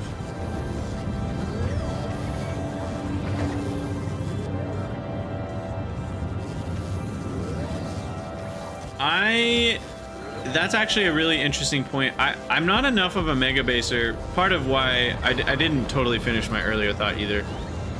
Part of why what I was talking about isn't as big of a deal for me is because I haven't done a ton of mega basing in the past, and I just tend not to in general. There might be a mega base series at some point, but that being said, I have seen enough posts online that it does seem like when you're mega basing, having everything be one little point, and you basically have to surround that point with a bunch of roboports and then tile your cargo bays out in one direction so that you can place roboports around it.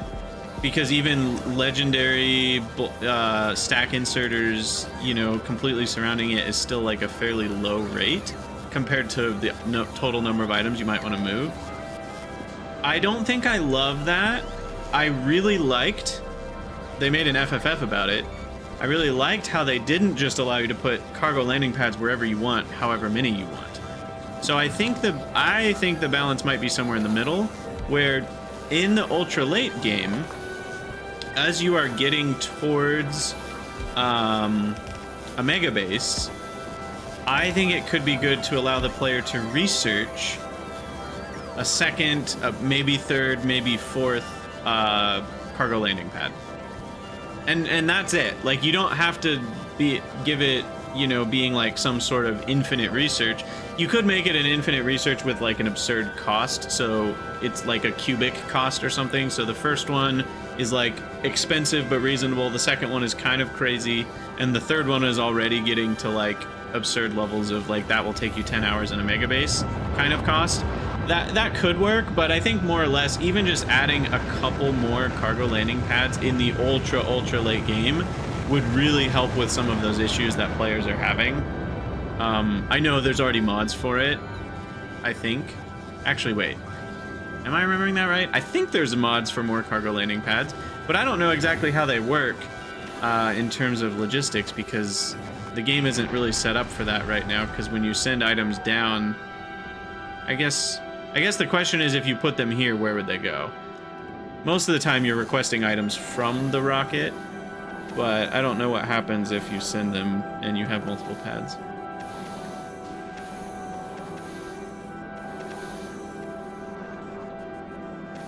In 2 days, there was a modder that already found the number. Yeah, exactly. Yeah, that's what I figured. All right, do we have the 4,000? We do. Let's go back to Novice. Let's set up our requests real quick. But again, you know, we come back to the idea of like, it doesn't really matter for most players, because the amount of packs you need, the amount of items you need flowing through a given port per second is not so high that restriction is going to matter for a lot of people. But I do think it's weird that like there's no option to increase it at any point. Alright, so we'll just get 10 packs dumped into the network here. 10 packs. 10,000 packs. That's really what I meant to say there. And then we need to do our little science merry-go-round here, which has been really fun to make. So cool. Did I already set it up? Yeah, I already set it up ready to go, so all I need to do is request 1,000 packs here, and then we need to basically measure this same way, but do it on cryo packs. Cryogenic science pack, and I think we're doing 400 for most of them. 200. Uh-oh. Uh-oh. What the? What? What the heck? What in God's green Nauvis Earth is going on here? Laser turrets. How? Did they expand into the wall, over a cliff somewhere? Or what is going on here?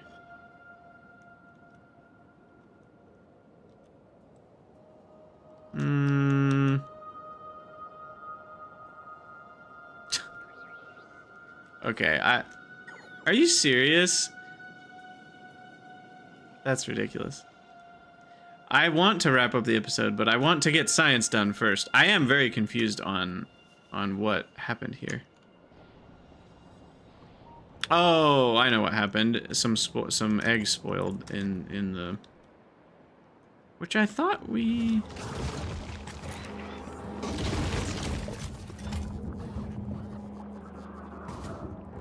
We have no bioflux. That's what's going on.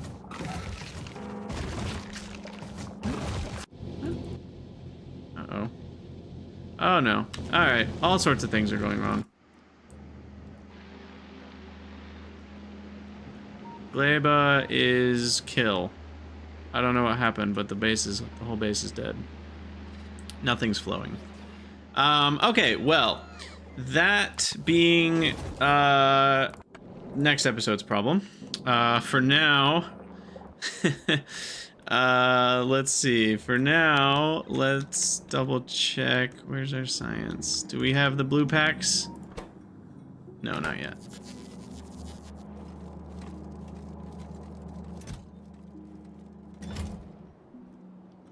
Why not? We didn't request it here. That's why.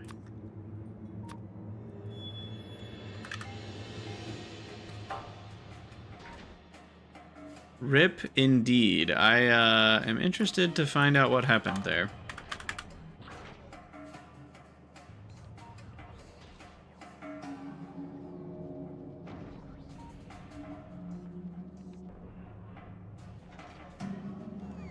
Anyway, biters just not dying automatically when they spawn literally over a lake feels a bit jank to me.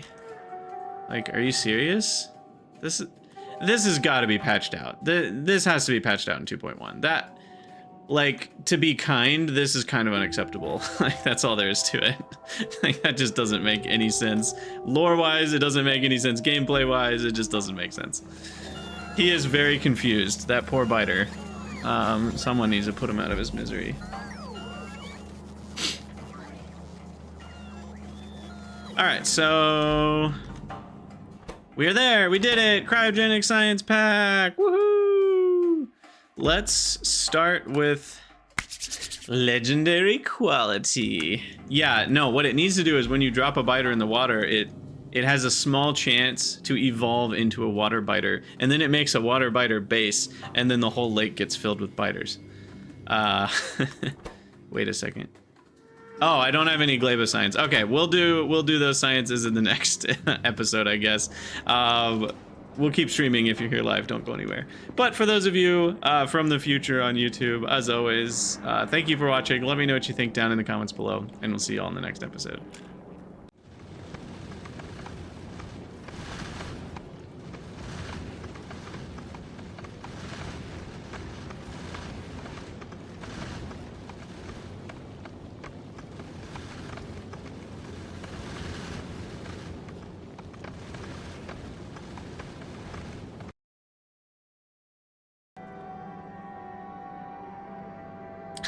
Yeah, the biter can walk on water, so it's the start of the new calendar.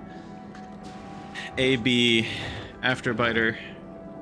Alright, let's see. So I need to use the restroom real quick, and then we will keep going.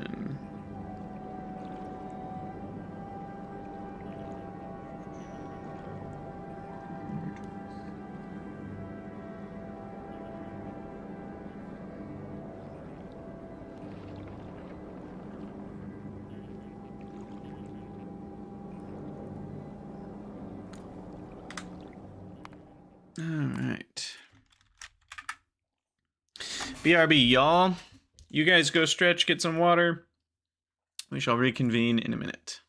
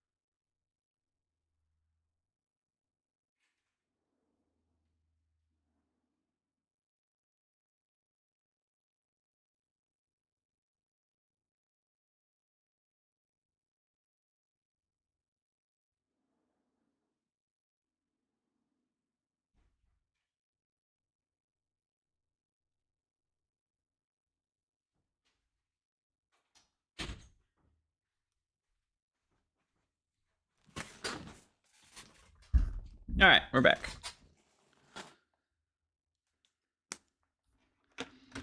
Hey, Basti, welcome back. Or welcome in, I guess. We are just about to start with the Aquilo science.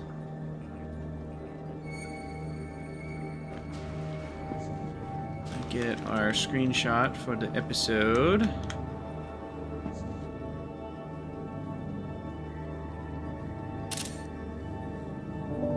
And we'll start recording the next one. Hello everyone, Crydex here, and welcome back to our Factorio Space Age playthrough. Our last episode was an hour and 40 minutes because we just can't help ourselves. Having too much fun here, and we have problems, right? At the end of the last episode, we realized Gleba is dead. And now it's really dead. The power just ran out. Like, something went wrong in the last few minutes, and I don't know what it was. It was probably me changing something on this ship. No, this ship shouldn't have broken anything. I'm curious what has gone wrong. Is it that we ran out of calcite? No, we didn't run out of calcite. I'm not really sure then, because that's the only thing that this base requires from an external source. Everything else runs. So what is it? What has happened exactly?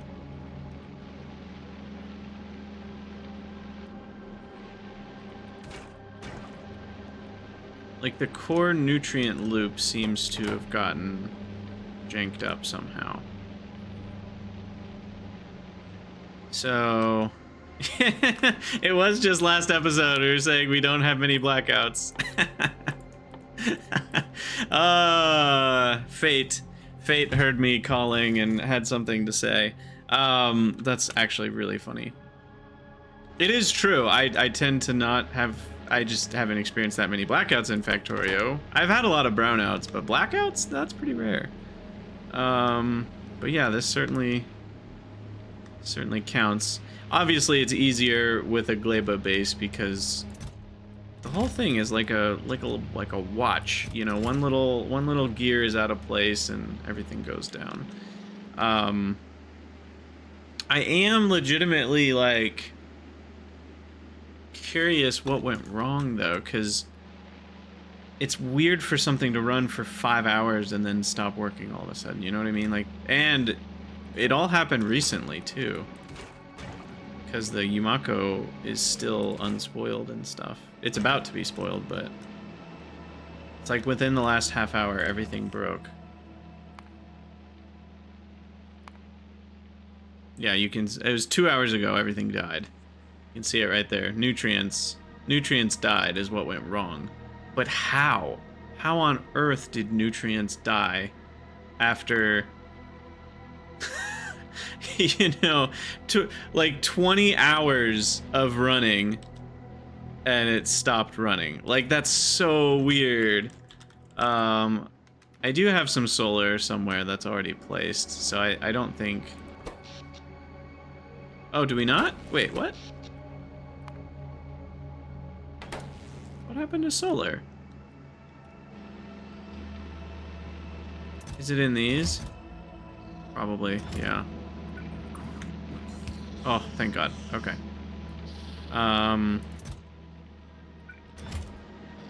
Yeah, I'm at a loss here. What could have happened?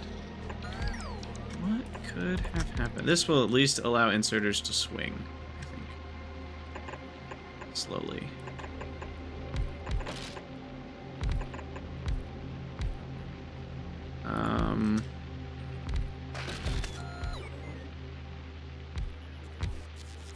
Hmm.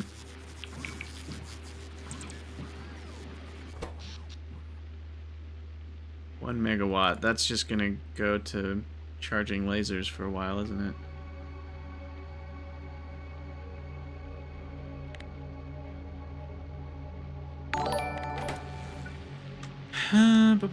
Okay, so can I fix it without going there myself is kind of what I'm trying to figure out right now.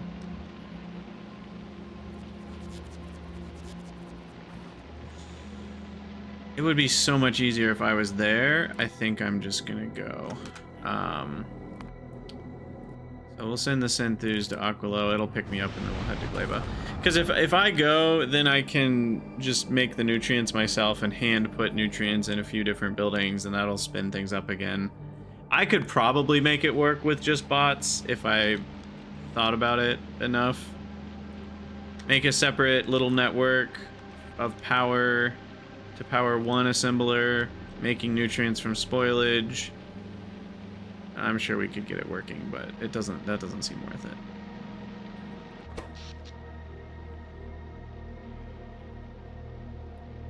I am legitimately confused on what happened though. I'm really intrigued to know. Oh, did I run out of spoilage? I have no spoilage. That must have been what happened. I ran out of spoilage. I need a run out of spoilage alarm on Gleba. Huh. I think that's what it was. I think I ran out of spoilage, and you need spoilage to make what? What is it that you need spoilage to make? Wait, could that have been the problem? Or am I just blowing smoke here? Maybe that was not the problem. What am I doing? Spoilage. Spoilage is needed to make carbon. That's it. Never mind. That's not the problem. I mean, it's needed to make other things too, but nothing that's going to break the base here. Unless sulfur would break the base. If sulfur wasn't running, would that break anything? The power is being fed by an absurd amount of jelly and Yumako, and that we had zero issues with that for an insanely long time. So I don't think power. And power, we actually saw power not be the power didn't go out before the production. Production went out first. I know that it wasn't power first. It was production, and then that killed power. Because we, at the end of the last episode, the base still had power. So how? So if we didn't have sulfur, running out of spoilage, no sulfur, what's that actually gonna do? That's gonna mean no sulfuric acid. That's gonna mean no blue chips. That shouldn't mean base stops running. Yeah, it's very possible something got corrupted somewhere.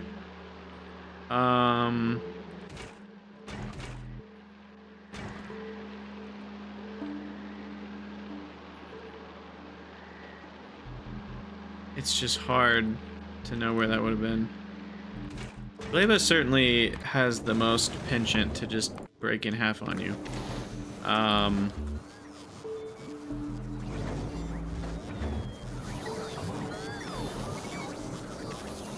Wow, these bots are sad.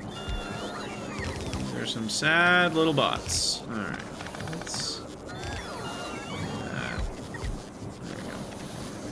And then I will put my junk in some trunks.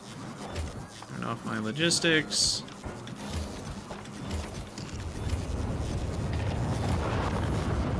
And we'll hop on the next flight out of here.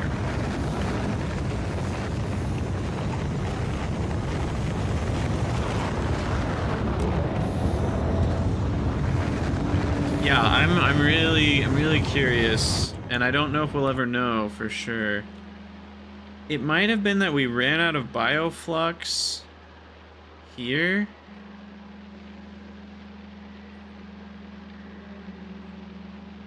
Maybe that does need to be prioritized. Oh, maybe... No, there's only 2 pieces of spoilage. That's not enough to keep the inserter from reaching, is it? But maybe this is the spot that needs a spoilage getter-ritter of her? Maybe this is what broke the camel's back? I'm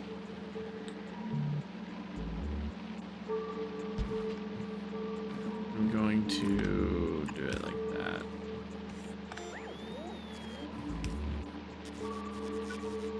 But we don't have uncommons here. I guess that could have been it. Not totally sure, but maybe. I'm not exactly sure how a bioflux in that spot would have spoiled, though, because we're constantly using nutrients. So I think that was just the thing that happens where the 2 on the end end up not getting grabbed, and then they spoil, but the new ones keep getting grabbed. So I don't think that was it. Can't tell you for sure, I guess, that it wasn't. But I don't think that was it. But let's travel up there ourselves real quick.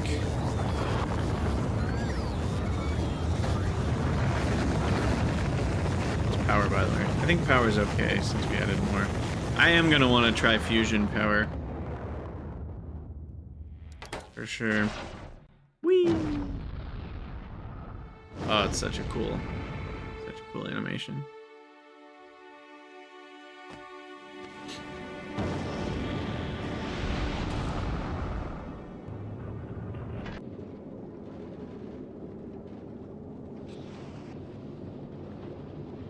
Okay, so we're here. Let's go to the glabes.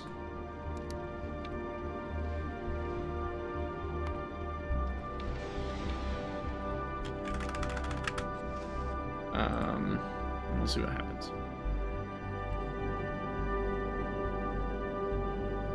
If you didn't have to restart Gleba at least 3 times, did you even Gleba?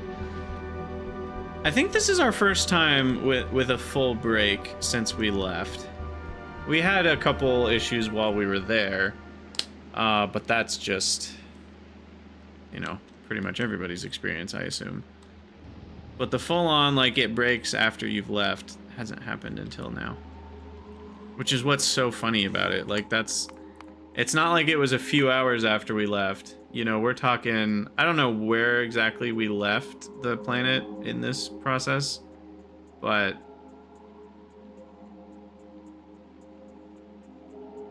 it was at least 20 hours ago by the looks of this. Can you search rocket part? You can. Okay, so that's probably about when we left, was when we started making rocket parts. So yeah, somewhere around 20 to 25 hours ago. And it ran that long just fine. Crazy. Alright, we're halfway here. What went wrong? The sad part is I don't know what went wrong, and therefore I can't fix it. We needed a video recorder, you know? It's like, I need to know what happened, so I know what to fix. Like, obviously this is spoilage now. Maybe it was this one? But again, it should be consuming jelly nut at such a constant rate. And that's grabbing spoiled first. Is it possible we had the same issue here we had with biter eggs? Like, I don't think so. So I probably need a spoilage getter rid of on this belt end. I doubt that was the problem. We have a spoilage getter rid on that belt end, so that's keeping jelly flowing, jelly nut flowing.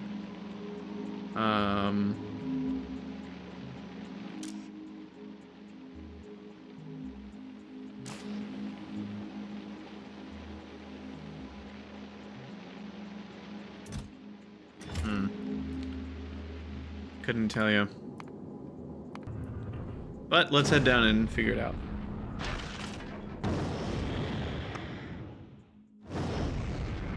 There was a piece of wood on that belt, but it's okay. Because it's just a spoilage getter rid of her on the end anyway. There was only one piece of wood, so it's fine. But yeah, you did see that right. Alright. What are we doing here? So let's grab... Oh, I guess I don't have anything. We'll grab some spoilage to make some nutrients. I definitely think the fact that there's 0 spoilage in the logistics network, like, I'm not seeing where that could have caused the problem, but it does seem problematic to me that we ran out of spoilage. So I definitely want to fix that. Even if it's not what broke the base, I do want to fix that. I'm still not really sure what broke, though. Because spoilage is only an ingredient in things where it shouldn't have been a problem, and I'm only using spoilage to kickstart. Well, maybe it was this. Maybe this stopped running. Which means the jelly stopped running. Maybe. Because this is a kickstart. It uses bioflux, but the bioflux needs nutrients, and it uses spoilage to kickstart those nutrients. Spoilage that it itself would theoretically produce over time, but is not requesting. Maybe I need to request spoilage here.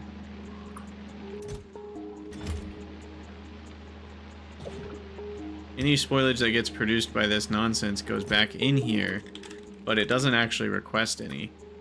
So maybe that's part of the problem. I could see that having some knock-on effects, because less jelly means less power. Maybe power slowed down. It still doesn't really explain it fully for me, but... How do I even get things started again, I guess, is the first question. Do I have some solid fuel? I do. I have some solid fuel. No rocket fuel, though. That's also telling. Totally ran out of rocket fuel. Where's the solid fuel? Over there.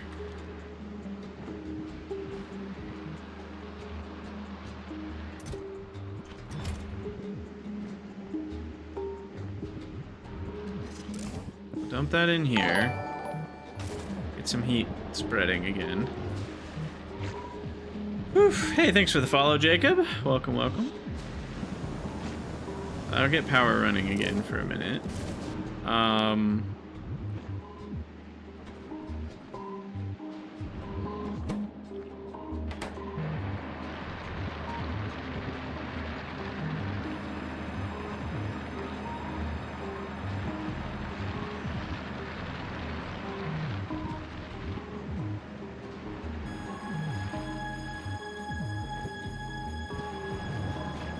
That was not enough. Crap. Alright,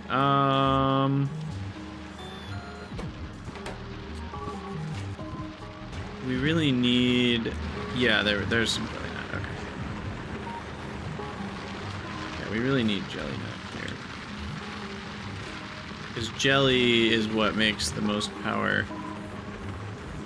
So we can get some jelly going.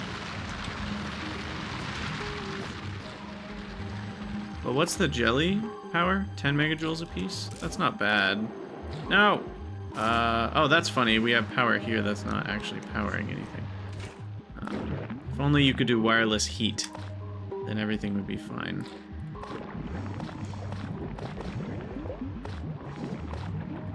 Wait, what am I doing? One jelly does not... No. This is not making power. That's costing power. Jelly nut's better power just burning it.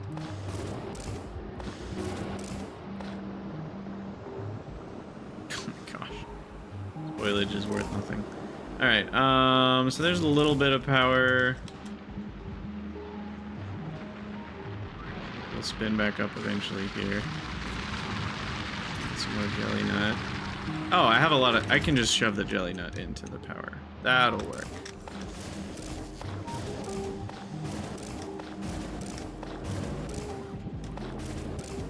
I don't know why that didn't occur to me. I already knew there was some unspoiled jelly nut. I must have forgotten. Time to rebuild Gleba into a mega base. It's broken anyway. But I don't know how it broke. That's the worst part. Oh, it's so unsatisfying. Honestly, I actually think that's a bit of a problem. I mean, and I know enough about how Factorio is designed to know that, like, I think the devs would probably agree. It's not good if your base can break and you don't know why it broke. It's a frustrating experience as a player because you're like, I could fix the problem if I knew what the problem was. But I have no tools to be able to go back in time. I say no tools. There are some iffy tools, but there's not any real legitimate tools I can use to know what went wrong here. And it really requires me to kind of go back in time. Because of the spoilage mechanic, it really makes like the time element more, and I know that's sort of true with factories, like factories can break and you don't know exactly what went wrong, but the spoilage mechanic kind of doubles down on making it harder to figure out later. Because it's not like something where, because like literally your ability to figure out what went wrong is going to change as more and more items spoil. so it's it is a bit of a gameplay problem that you can't actually go and figure it out. Because like some building broke, you know, and to be fair, there is some challenge there. There's a gameplay challenge of like wanting to set up a base that's going to set off alarms. If anything starts going wrong, that way you'll hear an alarm or you just see the icon pop up, you know, before things really go wrong. So like, I totally am, I'm not saying the game needs to, you know, fix that for you. I do think it's a bit of a problem that it's this difficult to figure out what went wrong, is all I'm trying to say. But it is true that like there are some tools you can use with proper planning to prevent things from going wrong in the first place. And I think that is certainly the goal of a good Factorio player, is to make sure things never go wrong. But I've read enough Reddit comments and Reddit threads to know that a lot of people are experiencing things going wrong on Gleba, more so than the other planets. And it is kind of hard if the tools aren't there to like figure out what went wrong. So yeah, I'm kind of just perplexed. I do need to feed some manual nutrient here. This guy needs some Yamakos, so that we can make a couple biofluxes. That's right here. There we go. And then a couple biofluxes should go over here. There we go. And then we make... Oh, I need a couple more. Shoot. Ah!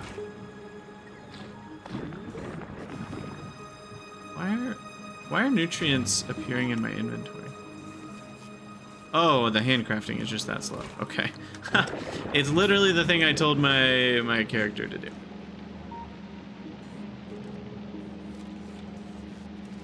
Yeah, exactly. It took you a long time to get your Gleba base foolproof. And I feel like part of that is due to this difficulty of like not being able to know what went wrong. Okay, and they're stealing.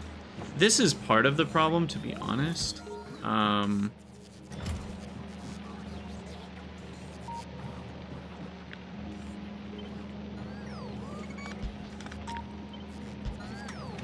I'm gonna put it so that at most half of the bioflux can go into a provider chest. Again, it's like, I'm trying to think about how that could have broken the base. I don't think that was it, but it certainly could have been a part of it. I don't know. Okay, hold on. We gotta keep powering things here.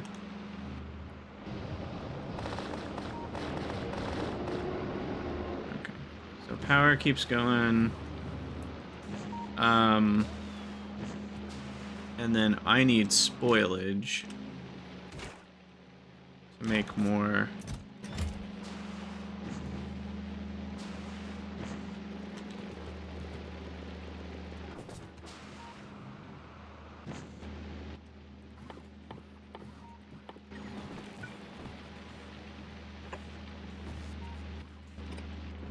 Let's see.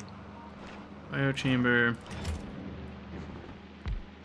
You make the jelly. I need a nutrient to kickstart that. Where's a tree? Hold on.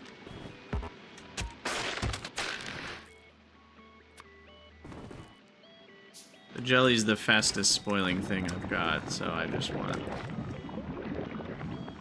That'll spoil in just a couple minutes here.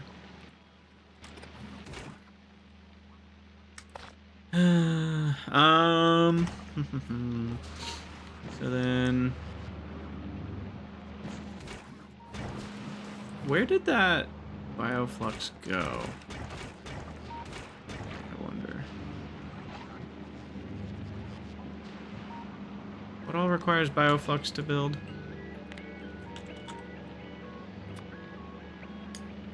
It might have been the sulfur.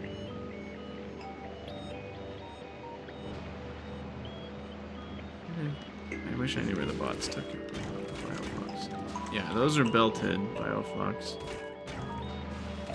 Oh, there's some bioplastic. Because I just need enough to run this once. But then I need the nutrients for that. Ah! More spoilage. Yeah, I do... I don't know. It doesn't feel like spoilage running out would break it if sulfur's all it provides, but it might have been that jelly processing related stuff where like we needed some spoilage to kickstart something. I don't know what it was. But I definitely want to add spoilage production to the base after this.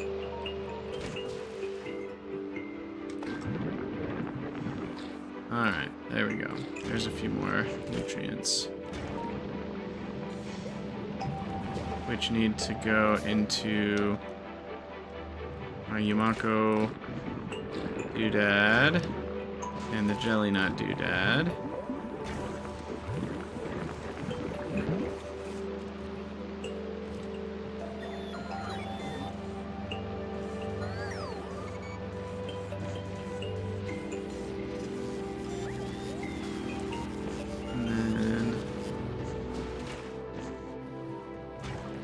Some bioflux. No, it didn't. We just got spoilage. More spoilage. Oops, all spoilage. What am I doing here?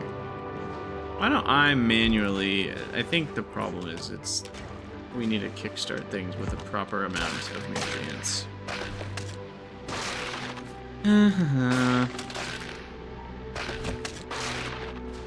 Alright, so I will make the bioflux myself.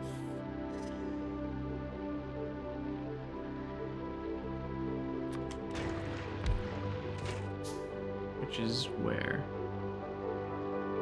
There it is. Alright, and now I need some mash.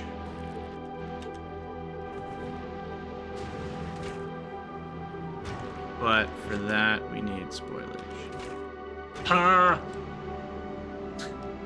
Do I have spoilage now in the network? I have uncommon spoilage. It's funny. I think Gleba's been great. Don't get me wrong. I do really wish there was a way other than just like looking at production graphs and hoping that I can glean some useful information from it. Yeah, I wish there was a way for me to be able to like figure out what happened. Like if I could watch, like literally if we had a video camera recording of my base, like that would be great. And I could go back and look around at different times and scrub the footage and figure out what happened. Like that would be really fun. But obviously that would be a nightmare to figure out from implementing that into the game perspective. But that's what I wish I could do right now. Anyway, okay, so what are we doing? We've got jelly, if I run this for a minute. And then we've got Yumako here. If I just grab some little fruits and throw them in here. Okay, so there's the mash. And then that can make the bioflux. There we go. The nutrients spoil so fast, you gotta really get on it with this. Alright, there's some bioflux. I need more nutrients now for that, and then I need nutrients for this. Put the bioflux in there. There we go. Now there's some more nutrients. But then I need to run those quickly to all the things that need them. Which is primarily these. And the jelly nut one. And I think that will spin things up, because then we've got bioflux being made, and then the bioflux, hopefully that's enough. Come over here and get this guy rolling. And then we've got nutrients on the belt, and then that starts the whole thing fresh. Alright, I hope that was good enough to spin it up. Whew. Wowzer. That was a thing. Yeah, I mean, it's possible, technically, that nutrients spoiled and I wasn't able to make more, but that doesn't really make sense because it ran for 20-something hours. And I don't think a design that is flawed at the core runs for 20 hours and then stops. So it either means something that there's like a technical flaw that's a really low chance of all the right things occurring.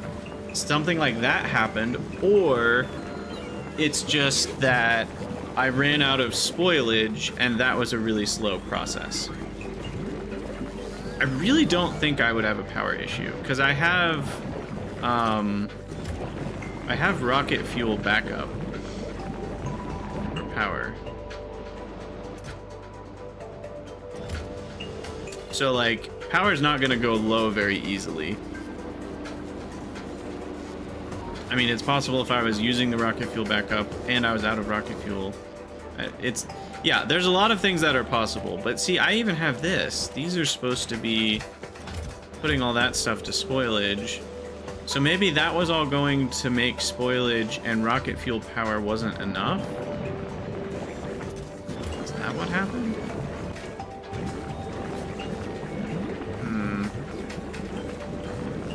Yeah, I definitely need to change some things to stack inserters. Most of this design was before I had stack inserters. Why did I change one of each of these? That's really funny.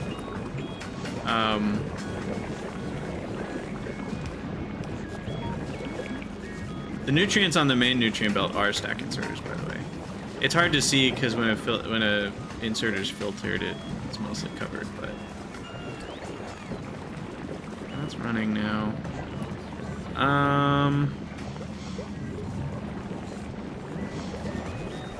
Yeah, I'm wondering what the primary issue is here.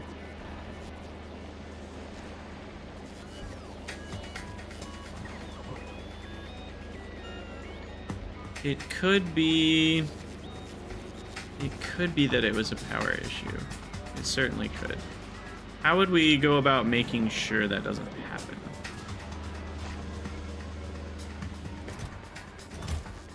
We could use a separate system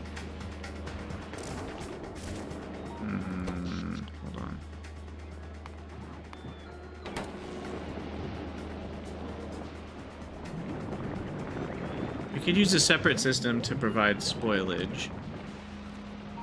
And then that way we never have this issue where requiring spoilage is meaning less power. That could be it. That could be the way to do it. Jelly nut processing can be done in an assembling machine. So I could, if I wanted to, although is mash better?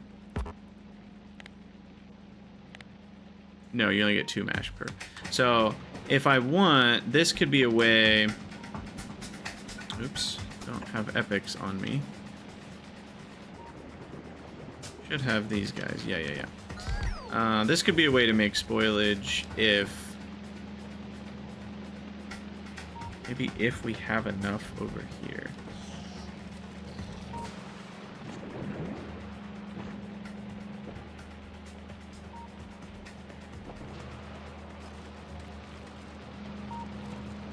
Oh yeah, the seed problem. That's why I was doing it the other way. Thank you. I knew there was a reason. Yeah, because we're collecting the seeds. Wait, there's a deficit on seeds that way. What? No. Oh, you're right. You're right. No. Wait, hold on. No, it's not a deficit on seeds. It's a 1-to-1 on seeds. 1 jelly nut. You get 50 jelly nut per seed, and that gets you exactly 1 seed back. So that's not true. It's just neutral. So I'm fine with the break even. So like we could add a spoilage producer here that like measures if I'm low on jelly nut for some reason. I don't want to run this. So we'll put a requirement on these that says, yeah, stack inserters inserting can have issues. Stack inserters outserting are usually fine.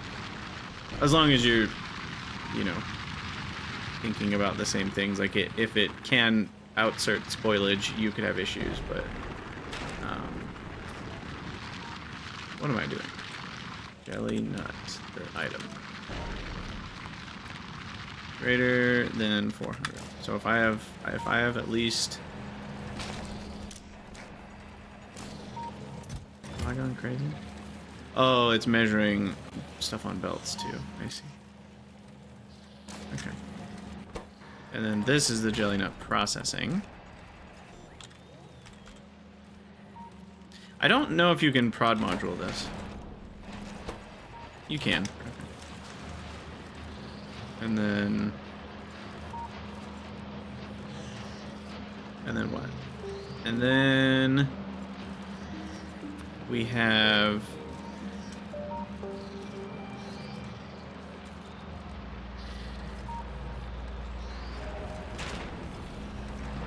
how do I want to do this? Storage containers? I don't need the bots to come pick it up. I don't think they do. You can just put it in. Just let it spoil in the container. And then we'll just have those be restricted based on if we have spoilage or not. If we have less than 5,000 spoilage,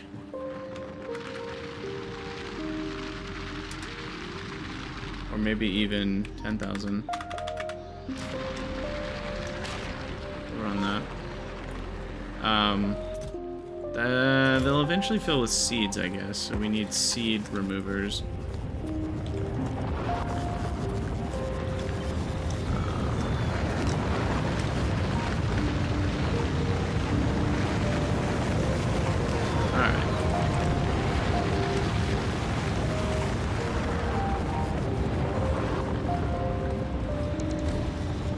Works.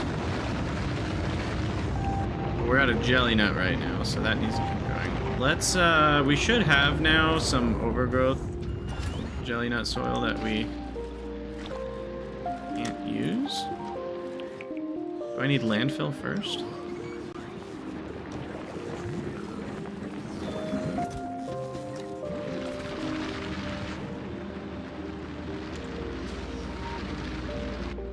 Oh, that's barely purple. Okay, over here there will be some opportunities. There we go.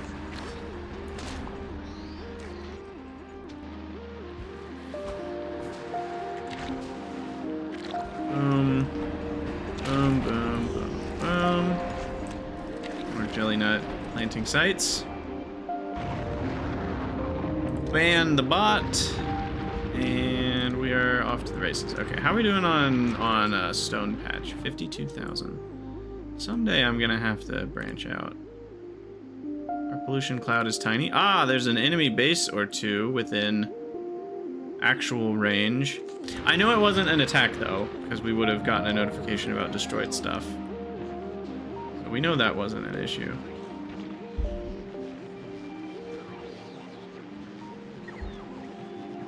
Yeah, Trenton, I think I definitely have trended towards using conditions where I maybe didn't need to. Gleba, though, there's a lot of reasons to use circuits and conditions and stuff like, and just logic, I guess is the word for it. There's a lot of situations where logic is a great thing. So, I have used quite a bit of it.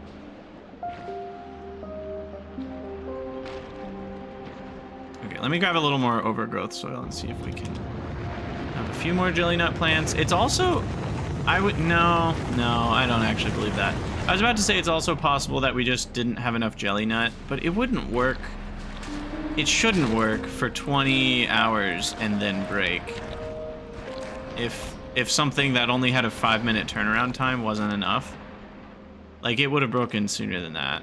Unless I built up some massive stockpile of something, which I think was spoilage, and that was slowly getting drained over those 20 hours. That's my best guess, is that was the problem.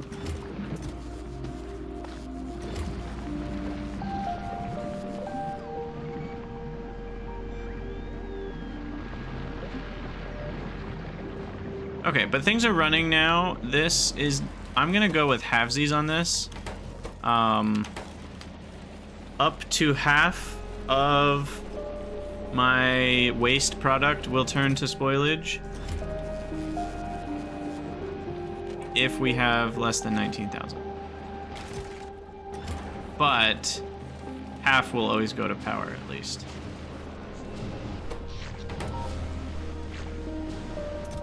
And yeah, I mean, these are already filled up, so it's hard to imagine these were that drained, right? Maybe I should have this as a bigger request. Like, why not request 1,000? There's no good reason I shouldn't have a better buffer for power here, but I can't imagine that was the issue. Because it took like 2 seconds to get that 500 rocket fuel that we wanted over there. So I really don't know what broke. I can't figure it out. Maybe we'll never know. We'll just have to let the base be what it is. I mean, we do have another way now to produce, whatchamacallit, spoilage. So that's good. And once the jelly nut picks back up, it's gonna take a minute. You know, we have to farm a few batches before we catch back up, I think. What's going on here? Oh, it's the other tower that's controlling this.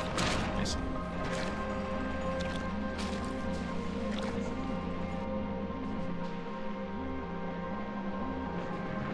I know power loss is the current chat favorite thing. I really don't think we lost power here. I guess we can even look at the graph of that. No, we didn't lose power.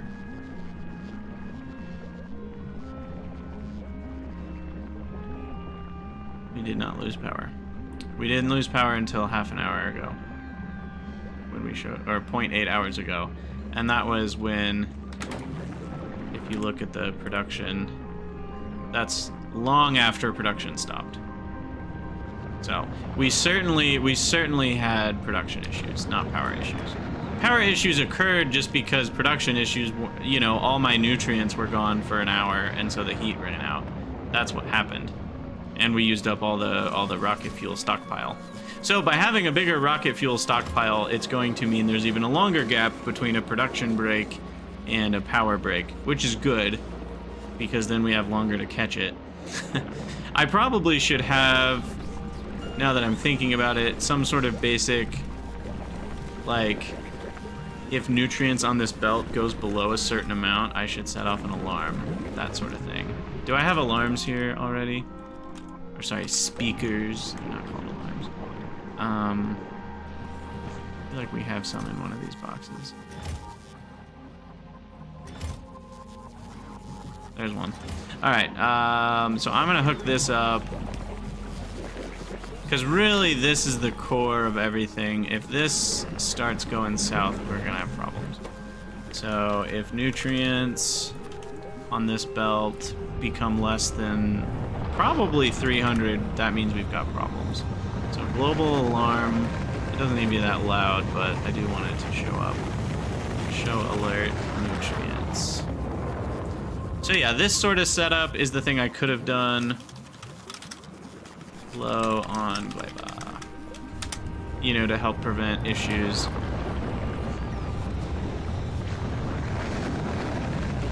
It's possible that spoilage was unhandled, but if spoilage was unhandled, then the base wouldn't have spun back up properly. It's not like I went around and took spoilage out of a bunch of outputs here. And spoilage doesn't spoil into nothingness, spoilage stays. So if you have a spoilage blockage, that's not going to be undone by just putting nutrients in buildings, which is all I've done. So if spoilage blockage had been the issue, we would have had to have removed the blockage manually, and I haven't. So that implies that that was not the issue. There was 2 spots I added a spoilage getter ritter over. It is possible, like it is possible that this one was blocked up with spoilage. The reason I don't think that's probable, though, is this is constantly running. And this is only grabbing jelly nuts when we don't have very many, and this is always grabbing spoiled first. So, like, it ran for 20 hours like that, and there's no real changes that this experienced. These are unrelated to consumption. Like, this is going to produce constantly no matter what. So that like, I doubt this will ever run. Except for maybe that one on the end, right? We know that one spoils because the inserter doesn't grab it. But yeah, and Crazy Mage again, like you're being helpful in the types of things you're thinking about. I don't think that's it though, because our nutrient production, again, it's not going to run for 20 hours and then all of a sudden not be enough nutrients. We're not talking 20 minutes here. We're talking 20 hours of this working. So we've been making enough nutrients. It just, something weird happened.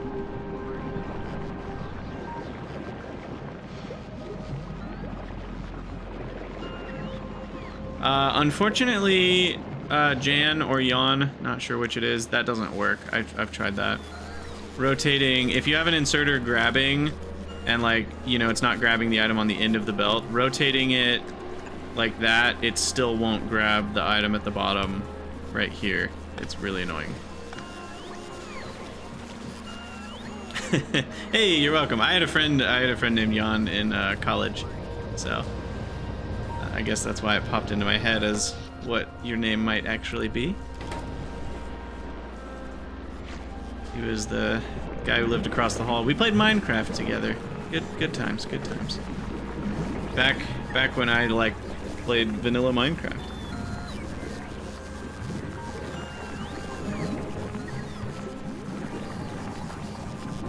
You could tediously use selector combinators to always pick the lowest one. In terms of things on a belt that are spoiled?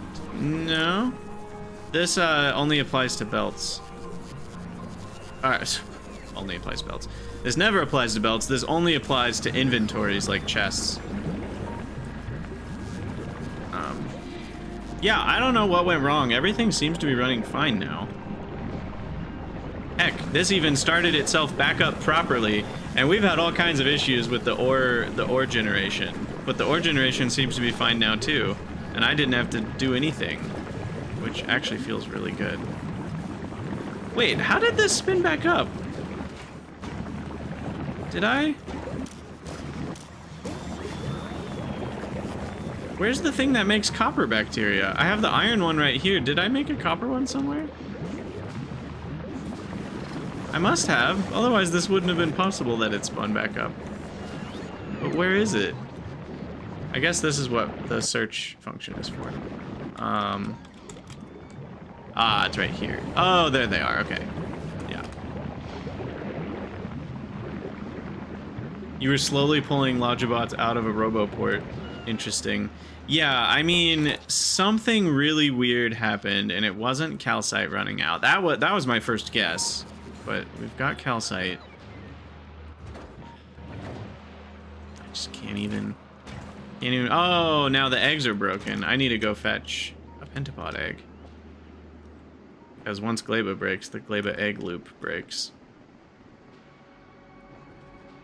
Do we still have lasers? Are you kidding me? I took out every laser? Why did I do that? That's stupid of me. I can't melee these to death? Oh, shoot. Well, I was hoping... I guess you guys can follow me back to base. How's that? Come with me. I have some rockets that have your name on it. I guess this will be good to see how quick rockets can kill a medium stomper. Come on, dudes.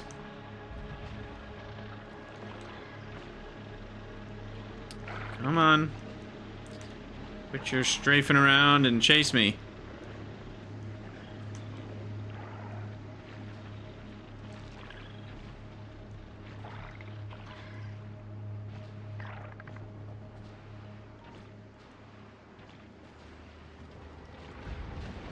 Jeez. That firing delay, though. Oh my gosh. Wasn't expecting that. Wow.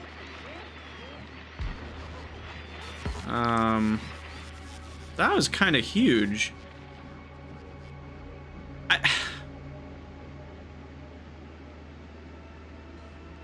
Like, I don't want to be a complainer, but I have a complaint about that. It feels like literally the very tool that's meant to be used to kill stompers should at least have a fast enough target acquisition that it can shoot at an enemy that's walking towards it before it gets to you, right? Because, like, I mean, I guess it might have... Was it that, like, it was rotated wrong and now it's rotated right and now it'll work better? Because it's like the issue there wasn't that I didn't have enough firepower. It was that it took an extremely long time before the first rockets even got shot. A little bit more firepower might not hurt either, just to be doubly certain. But I do think that's a bit of a concern. I'm hoping that it was a rotation related issue, and now that they're facing downwards, they will start shooting faster. But otherwise, that's kind of like, well, what are you supposed to do? It's literally the very tool meant to kill stompers. So I hope that works. The firepower is plenty. Once the rocket started hitting it, it died like immediately. It only took, 5 or 6 rockets or whatever. I'm hoping it was that was the issue. Because yeah, that was kind of scary. That even though the range is that high, the stomper was here before the rocket started hitting it. Maybe the stompers are a little too fast. That could be part of the problem too. I don't actually know their speed. There's such a weird way that they walk. They might actually be walking a lot faster than it looks like they're walking. Alright, so pentapod egg. And my egg looper is right here. Yes, Dave. Exactly. Good point. Same thought. Let's actually not let... Also, didn't it say 5 was the expected return? Maybe it's a chance to get a certain amount. Yeah, that would have been really funny if it hatched. I kind of do want to lure another one over and see what happens now. See if we can find one. This base has nothing interesting. How about you down here? There we go, there's one.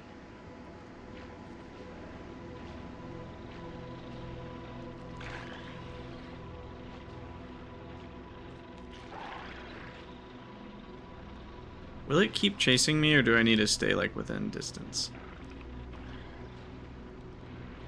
It seems pretty intent on following me. Ish. With some random walk thrown in there.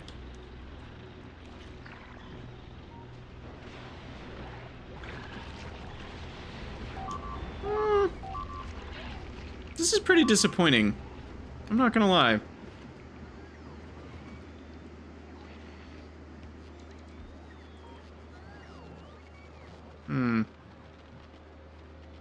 I mean, it's working, and the bots are fixing all the broken pieces.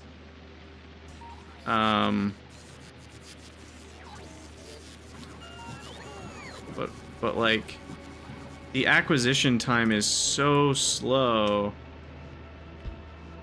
compared to how fast the stompers are walking.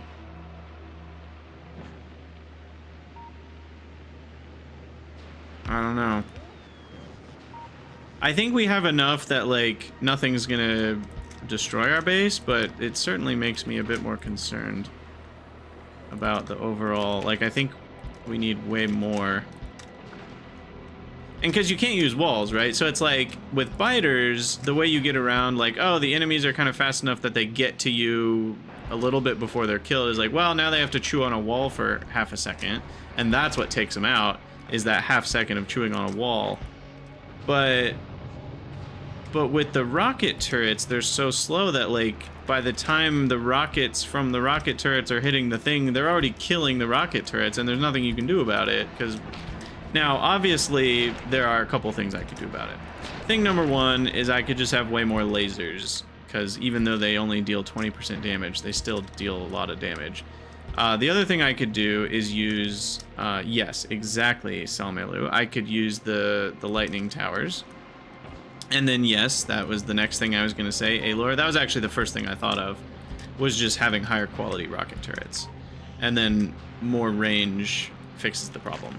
So it certainly is a fixable issue with the technology that they provide you in the game. It does feel like I had enough turrets and they're only medium stompers. There's still a whole nother tier of stompers above this. You know, that they should have been able to take out one medium stomper. But yeah, I don't know. This is fine. Between more turrets and whatnot, we should be fine.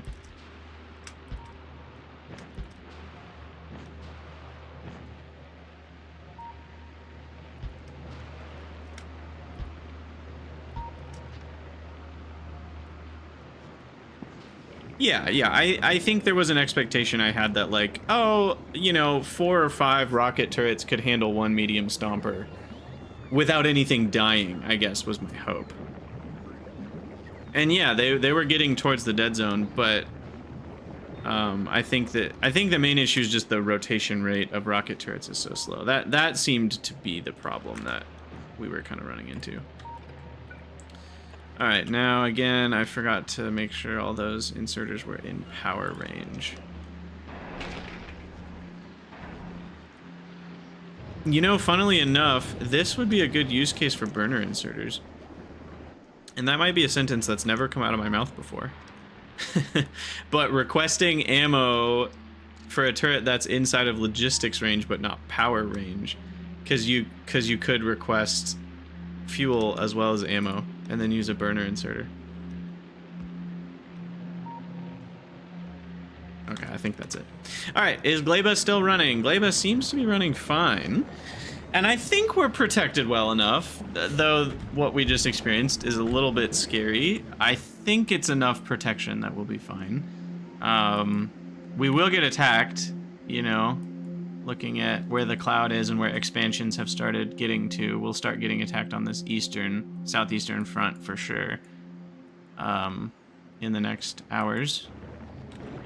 But yeah, we'll see.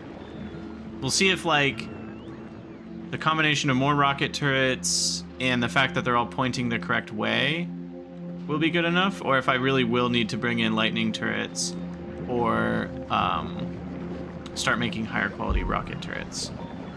We'll see if those are necessary. Oh, the platform just got here. And now it's asking for bioflux.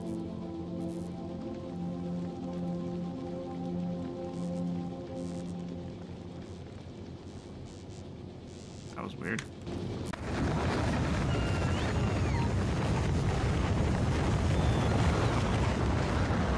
Which will...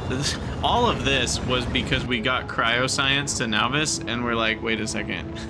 What's going on with the biters over here? And I think it was because the bioflux was spoiled. It was really close to being spoiled bioflux, and that started causing some issues. And we ran out of bioflux, which obviously has caused problems. So we need to go capture those when we... Can you do that automatically? I think, yeah, you can make a rocket turret and put capture doodads in it, right? I think so. But I'm not grabbing rocket turrets from Gleba, so we should probably do that. Of course, those default from grabbing from Nauvis.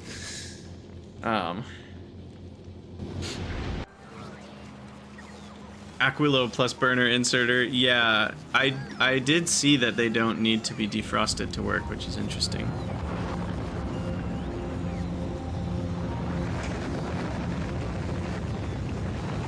Okay, are we making the science yet? What's going on? Did I screw something up?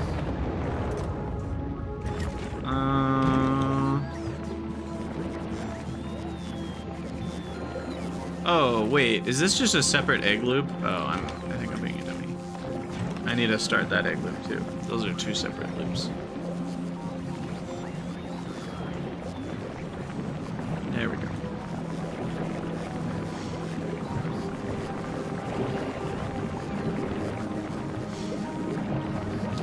Ooh, I just noticed... Okay, never mind.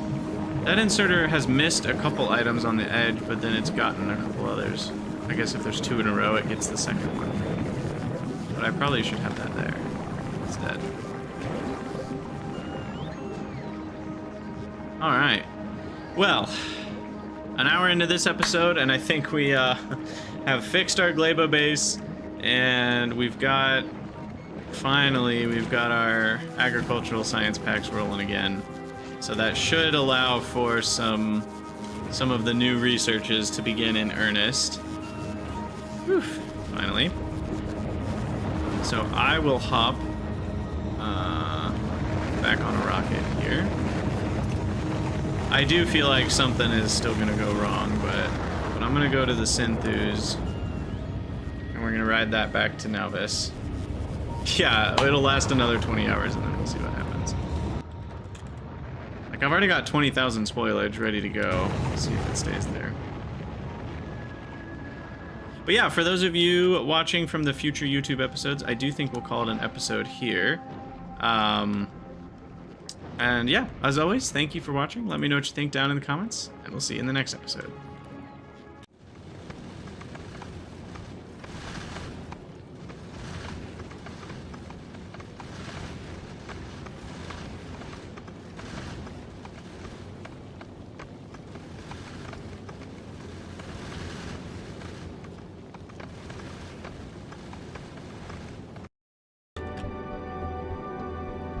Alright.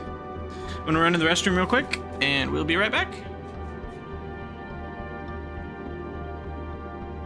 You guys go stretch your legs and get hydrated. Yes, you. The one with bad posture.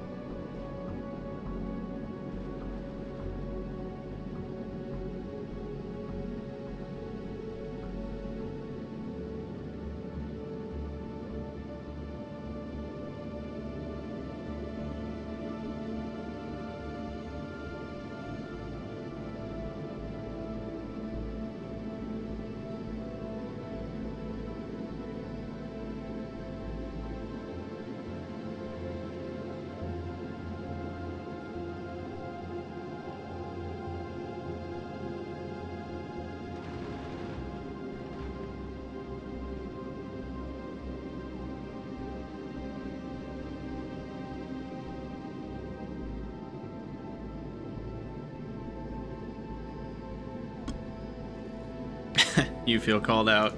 Yes. Look, whenever I'm not streaming, I'm the one with the bad posture, so I'm really calling myself out here. Alright, so let's head back to the Novice. And then the Glabian Nightmare is working on it.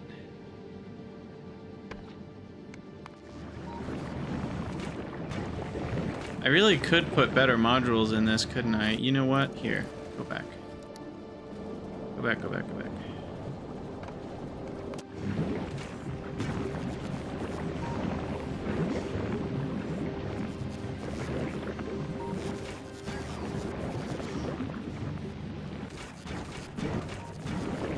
These aren't getting enough nutrients. That's because that's not getting enough bioflux. Let's see, how can we improve this? I guess those could be stack inserters, that might help me. Or I could, well, let's see, okay. Let's just drop down epic speeds, rare prods, and epic beacons. Yeah.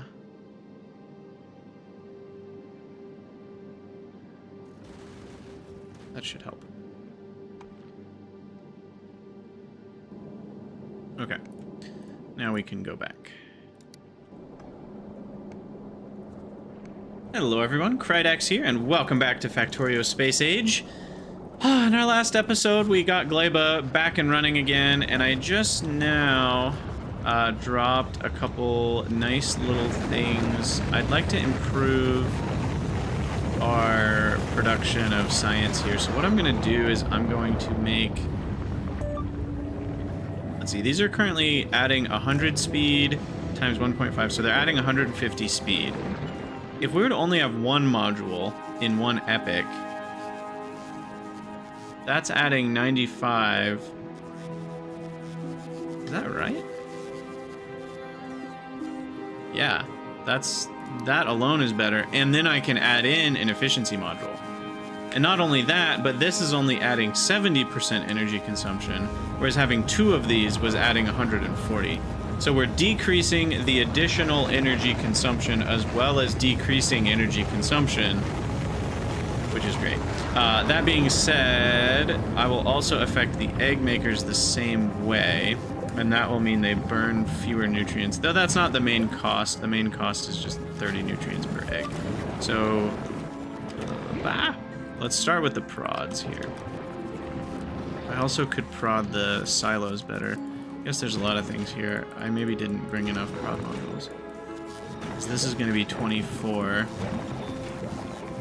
And then this is going to be 16. And that's 40. That leaves me with 10 more. And I have only enough for 2 each. But that'll save me some rocket parts too, I guess. Okay, and then we've got the epic beacons, which just makes the beacon effect stronger. So it's 2.1 of what's inside of it instead of 1.5, and then we're going to change each of these to this configuration, and then we're going to copy that. And that is a stronger effect while also saving power. And so this will save me power. Not only will it save me power, but it'll save me power. Epic beacons only have a drain. I mean, just everything gets better when you do things like this. Epic beacons only have a drain of 240. So they only use half as much power to run, on top of transmitting things more powerfully. I must have done the wrong efficiency module. I swear I did efficiency module 3, but clearly I did not. Yeah, I didn't do that right. I don't know what I did. But it wasn't that. Alright. Fix. Fix. Fix. There we go. Boom. Okay, so the effect that should have is a lot more pentapod eggs, which is currently the hang-up on science. I guess this is kind of a hang-up. Do I have any more? I have 2 more. Ah, I just grabbed them. I can get a little bit more nutrient prod here from the bioflux. But I'm not making enough bioflux. Part of the issue. How can I do that better? I guess we can prod those. Oh, I need more prod modules. Well, I will drop to Novis, and the Synthus, which now has some more epic prods, can go back to Gleba and drop some prod modules. And then we'll make these a little better at making bioflux. Because the mash is currently the issue, which I can also add more prod to. Okay, we can upgrade a couple things there. And I guess I already have the ability to upgrade this quite a bit more by just doing like this.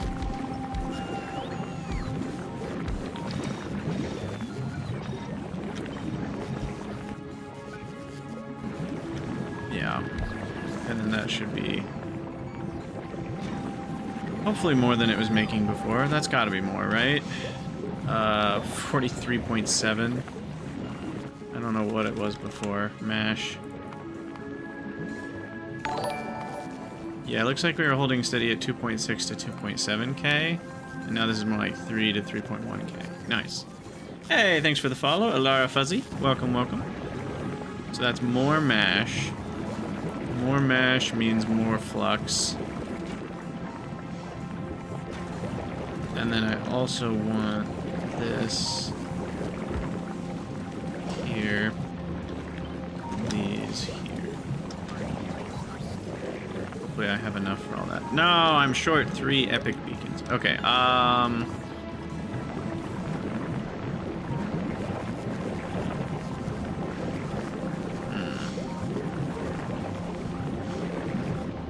maybe I don't need epics for the regular. Because that's really only saving me some power, and it's making them go slightly faster, which I don't think I needed anyway. So let's do it that way. And then the Synthus is already back. Send down... Can I put these one at a time? You really can't, can you? 50 or nothing, huh? Alright, so then back to the glaives. Grab epics of these. And that takes us from 74% productivity to what? 126? Wow, that's a lot. That's a big boost. Oh, what am I doing here? We can get stacky stack as well. Okay, so now we have not enough jelly, which can be improvified. Like so. And like so.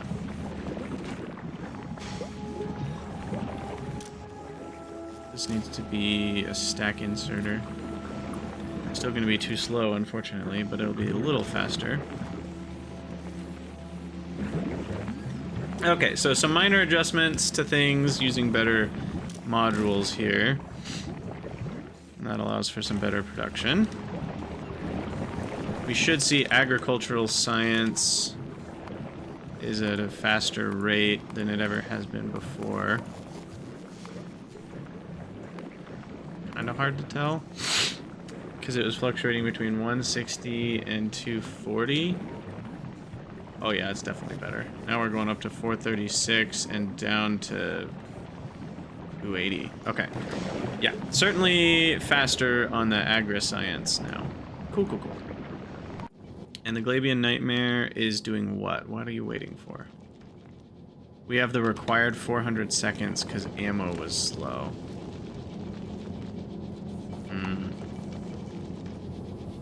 Feeling like that's maybe a little too much.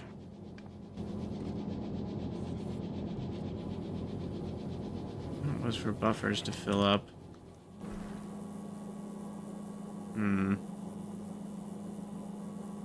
You know, I could make this a stack inserter. I'm gonna change that to like 300 seconds. Make it go a little faster. Back and forth. Okay. So, all that being done, do we actually have any science? I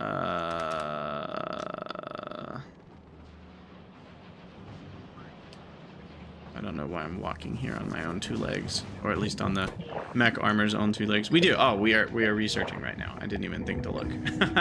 Yes. Okay. Sweet. The only thing we don't have is Promethean packs. We've almost got them all. Gotta catch them all. Gotta catch them all. Gotta catch them all. Sweet. All right. Things are running. We're doing it. We're doing it. Legendary quality's almost here. Oh my goodness. I don't even know what we should make legendary, but we can. I mean, the obvious answer is legendary mech armor, right? But that's such a pain in the butt. Because for mech armor, you need... what again? I think you need superconductors. Yeah, and supercapacitors, and holmium plates. So it's some serious rolling of legendary on Fulgora.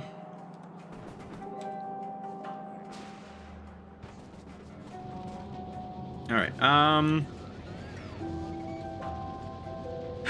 I guess we need to look at the tech tree too. What all's in here? So railgun, shooting speed and damage. Prometheum science packs come after fusion reactors. You don't need foundations. I do need these quantum processors though. We'll do that and then we'll do railguns. Oh, by the way, they patched it so you can drag these now. Oh, that's a requirement for those. That's why they can't be dragged in front. Cool.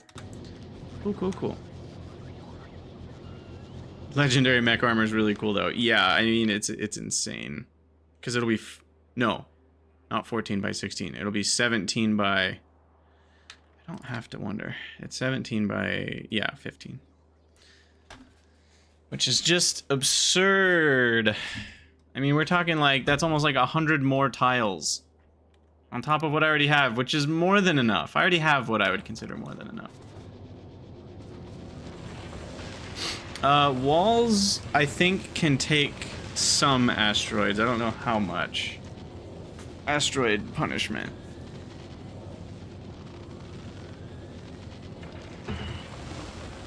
But some.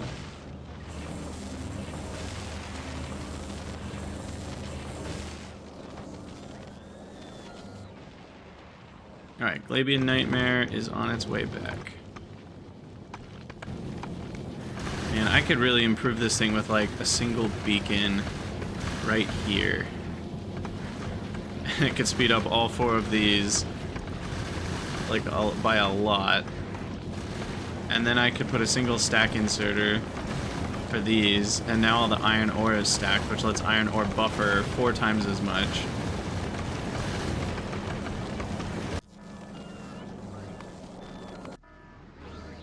Ah, breaking already. Okay, good to know. What happened? What did I do?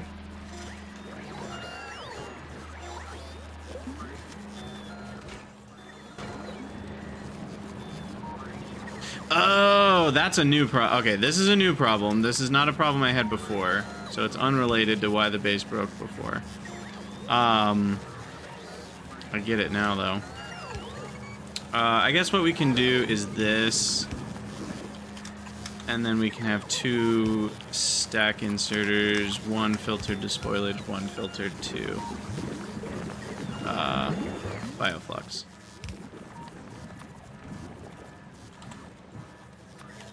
Okay, yeah, this is only an issue because I put... Ugh, I wasn't being careful when I put stack inserters. Okay. Gosh, I was gonna say, I'm like, we literally just revamped production of that. How is that already breaking? Hey, our alarm helped! Woohoo!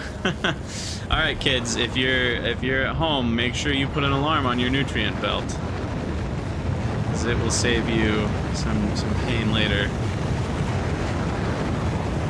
Fix problems before they become an issue. All right, now I am curious, what's going on here? The jelly's now stopped because the seeds are backed up. Because again, I'm like, oh man, I really need to be careful using stack inserters. I can't use a stack inserter there, I just can't. Because it's taking out two different things. And potentially spoilage, which I hadn't even thought of. So yeah, definitely don't use stack inserters unless you're double, triple, quadruple sure. Where else did I use stack inserters that I might have broken something? This one's fine because they're filtered. Didn't I put them somewhere else recently? Like just now? Shoot, I don't remember where I put them.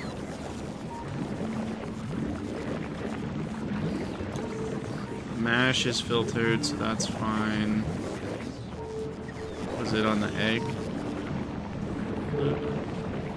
No. Maybe that was the only place I put them.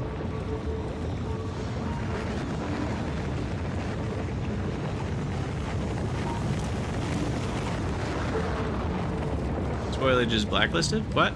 Did I have it backwards somewhere? Oh, you mean for the... Oh. Oh, okay. Oh, you're just saying spoilage wasn't a problem on this one in particular. Yeah, I just would need seeds. I guess I could have moved the seed extractor to be on this instead, and then we could just have a jelly only. That would work too, but whatever, it's fine. We'll just turn it back to the old system that never broke. That system was fine. I guess now there's the question of, do we have enough... Do we have enough Yamato?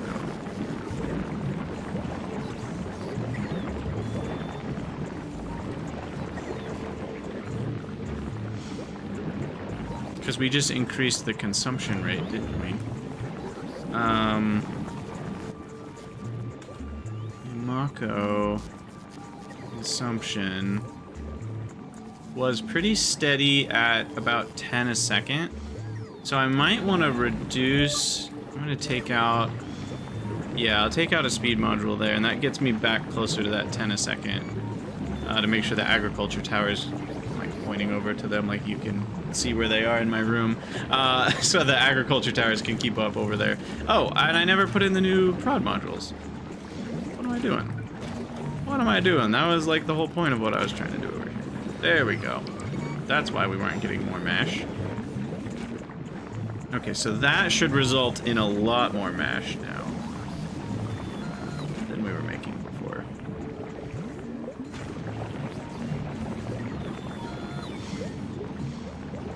Okay, I think we're fine now. I think that's all good. Glabian Nightmare has 2 out of 3,000, so we're almost good there. Bioflux is really low. Why is Bioflux so low? We should be making a crap ton of it now, but we're not. The jelly output rate on this is what's lacking. Okay, we need to grow up and be smart. Okay, we're gonna do that. Do we have a seed burning situation going on? I believe I do. Like book burning, but more agricultural. Alright, and now we're just gonna say whatever all this is done. We're blacklisting seeds and that. That's gonna be a stack. And we're just gonna do this. And this, and this.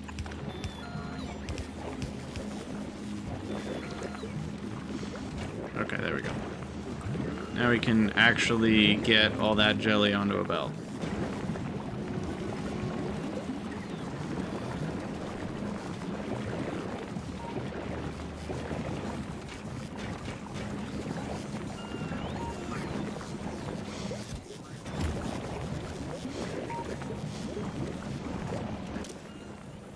I guess this.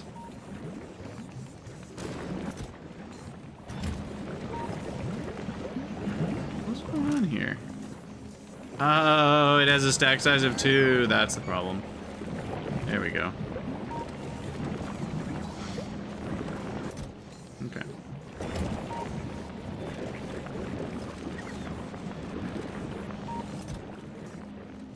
Okay, now the bioflux is actually building up. Okay, now mash is the issue.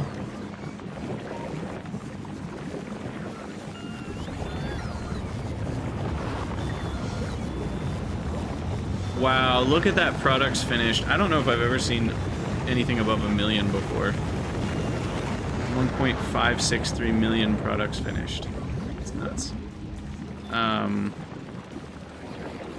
I mean, bioflux production has to be higher than it's ever been before, right? Yeah, we capped out at 884. Right now I'm making double that. Okay, yeah, we're fine. I can... It'll take a minute for everything to catch up, but we're fine. We're making more bioflux than we've ever made in our sorry little lives. Alright. You just trigger going back to Nauvis at this point. And then Nauvis is going to request some rocket turrets so that we can have automatic biter capturing going on. We don't need many. And then I could just make rocket turrets here too, right? Or are those exclusive? Open all the windows, apparently. These can be made anywhere. Okay. I think I just looked that up, actually. And the Synthus, which... Am I on the... Where am I? Who am I? I'm actually feet on ground. Okay, I'm on Nauvis right now. I think it's kind of fun that it almost doesn't matter. I do like the remote view world that we've got going on now. So I had brought the Synthus back, I think because I wanted to drop some more prod modules and the beacons. Did I need to drop anything else while I'm here? I don't think so. So the Synthus can go back, since it's already at Gleba, we'll go back to Aquilo to go pick up some science. And why don't we pick up 6,000, because we can. Because Aquilo is still running, I think. We can set up nuclear fuel reprocessing if we want, but is that even going to be necessary? Because these things are the full 1,000 degrees. It's just a question of, does that spread this way fast enough? I think it does. Yeah, these are staying stable at 763. And I don't turn them on until we get down to 650, so...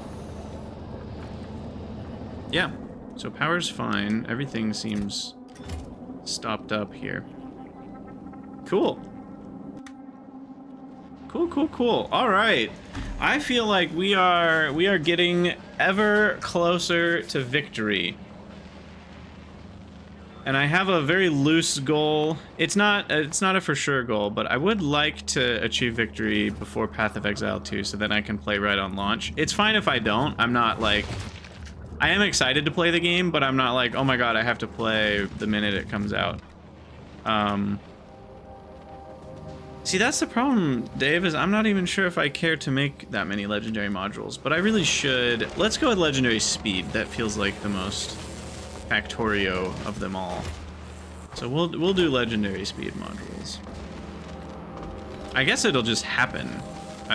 This setup is already built for it. And I will never recycle them because there's no need to.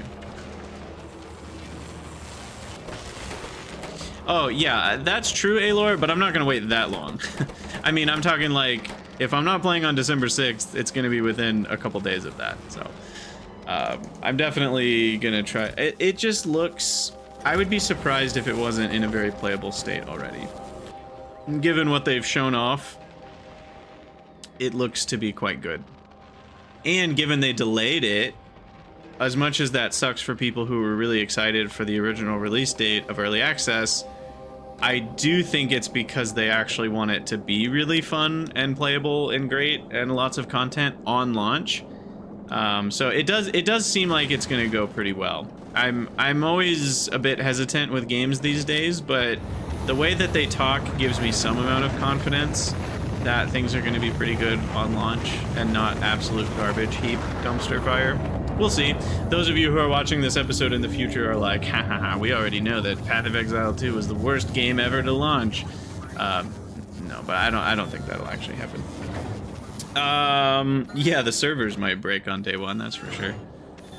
Have I ever played PoE 1? No, that's why I'm excited. I've thought about it a few times, and in those moments I've been like, I don't have enough desire to get a new college degree to want to play Path of Exile 1 right now. And I think ever since Path of Exile 2 was announced, I was kind of excited to get in on the ground floor, because I think they're going to do a lot. They're going to do a lot of steps to make the game more friendly to first-time players. Like, it does seem pretty complicated out of the gate, which I don't mind. It's just that there's not 10 years of, like, feature bloat that gets layered on top, right? It's like, there's some amount of resetting back to, like, here are the fundamentals that we want to start the game with. It still seems pretty complicated, but I like that element. But yeah, we're just waiting here. For those wondering why I'm not talking about Factorio, we're just waiting for our Fulgorn science, or Aquiloan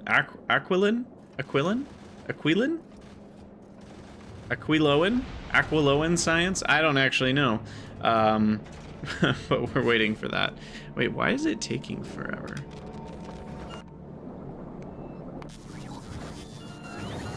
Oh my gosh, these bots are so bad. It's truly the bots just are absolute garbage terrible at this. So I actually should redo this to be a belt-based setup. I didn't think the bots would be this bad. Somebody in the last episode, or I guess it was like 2 episodes ago now, was like, just use bots, they'll be fine. Whoever said that, I think you were kind of wrong. If I had rare bots or better, it might be fine. Oh, this one's not on automatic requests either. That's part of the problem too. Okay, sorry. I do apologize to the bots. I was only giving you half the credit. But bots are pretty bad. But I guess that wasn't the issue, was it? Because they are, well, no, it kind of is. Because the ones that are holding the science have to go to charge before they can finish. Yeah, we really needed to establish a playset. A playset? This is not Magic the Gathering, but that's the word my brain wanted to use. A playset of uncommon logistics bots. Because even uncommons would have been a lot better. But yeah, this is too much of a problem. And obviously having uncommon ports would be nice too. So why don't I set that up since I'm just sitting here with nothing better to do. Let's see. I do still prefer walking around to remote view. Hey, legendary qualities researched. So any minute we will get our first legendary item. Just from happenstance, I imagine. All right, so these guys are making frames.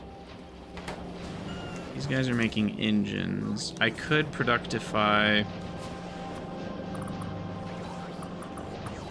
these last 4 and then ditch the other 4. I think that's the way I'm going to do it. And then we go with much more effective speed modules here. And much more effective prod modules. Of course, I don't have anything in my inventory. And these. Ooh. You can't grab the ghost of the item that is going to replace the item that currently has the X on it. Alright, so then that will be more productive. What else do bots cost? Just red and green circuits, which are like super free at this point in the game. The question is, where are they coming from? And are they coming from the more productive sources or not so much?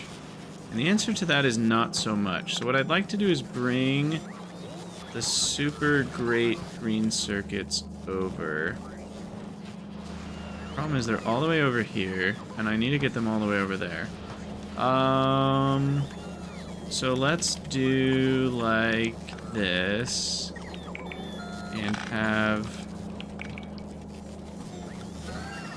a secondary bus backflow right here.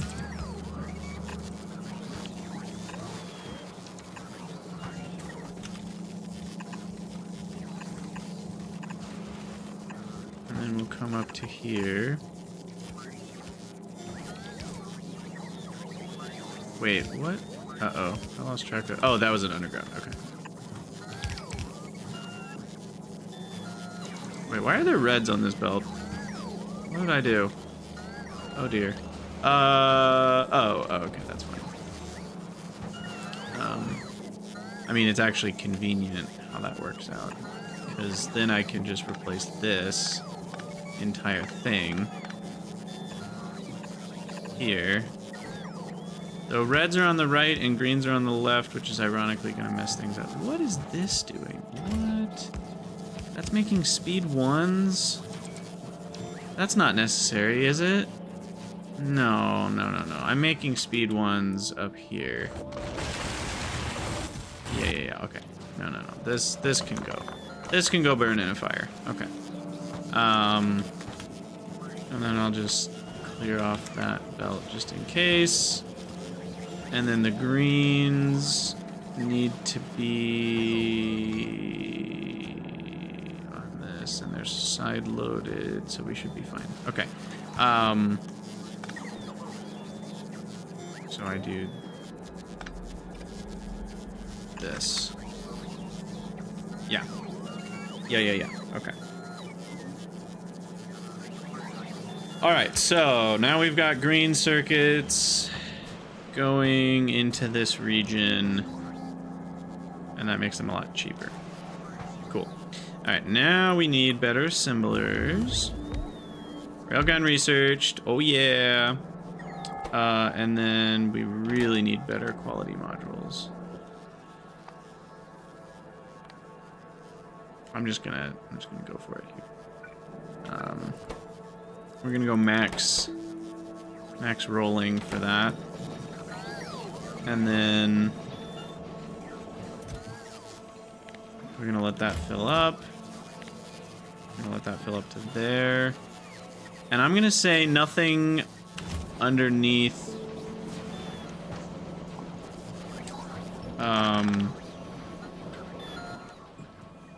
rare. So that means we need recyclers. This is tricky. Where are the recyclers? They keep moving. There they are.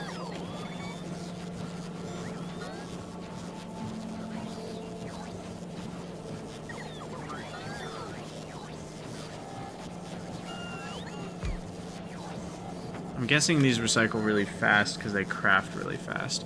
So then we need a requester that grabs logistic bot regular, construction bot regular, logistic bot uncommon, construction bot uncommon, and it dumps those straight into the dumper. But we quality upgrade that. And then we need crafters of higher qualities. Ugh, this is where things get really messy, isn't it? So now we need like an uncommon and a rare, and maybe even an epic for each.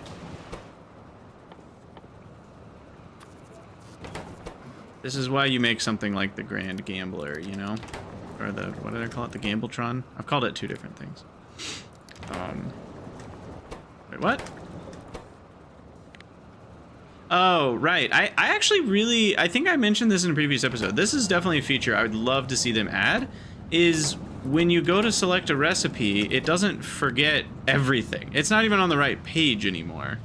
I don't totally know why that is. A lot of other things kind of start with the same thing already selected, but here you really got to start from scratch every time. Okay, so we do that.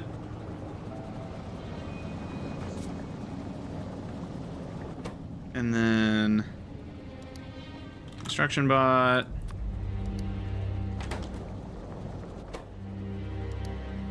Construction bot. Construction bot.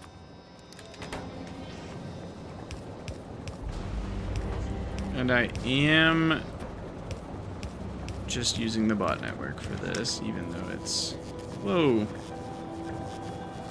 So like in this case, we don't really need the robot frames for other things, but see... Oh, no. Yeah, this is problematic. Okay, hold on.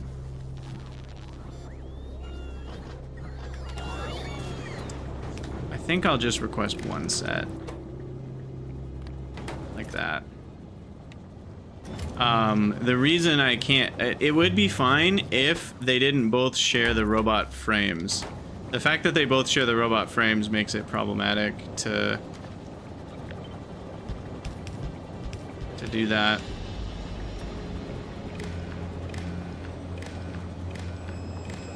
And then we need to copy just the read ingredients part.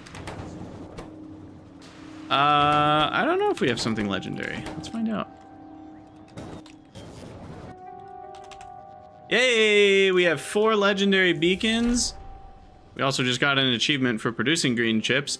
And we have our first legendary electronic circuit somewhere in this chest. Oh, well, and I just whisked it away to some other chest. Where are you now? It got taken to a different place. Okay. We'll go grab it.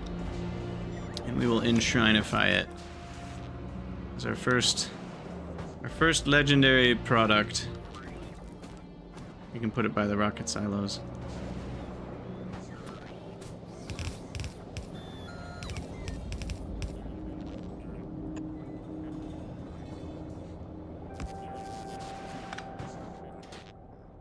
Let's see, color. Orange. Always on.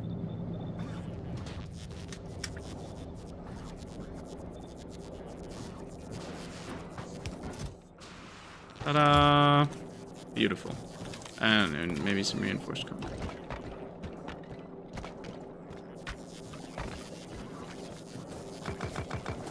Nice. Alright, there's our little shrine. Legendaries! Honestly though, like, yeah, legendaries are so interesting because it's like the cost is even higher, but the reward is 2 steps above what, you know, the other things have been doing. So it's a pretty significant bump. Now, these should be starting to fill with rares.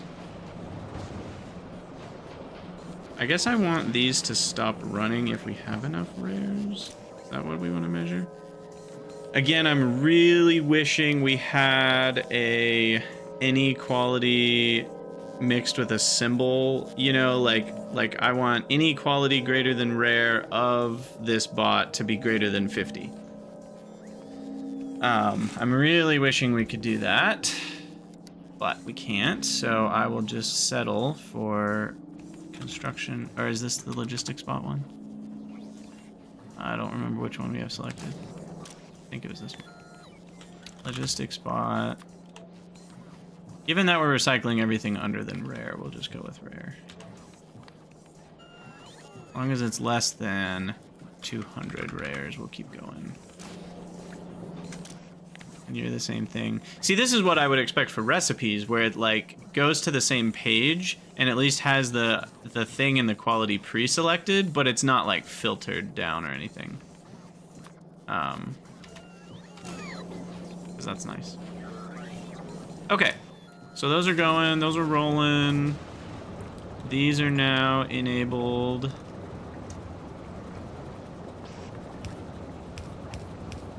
And these need quality modules.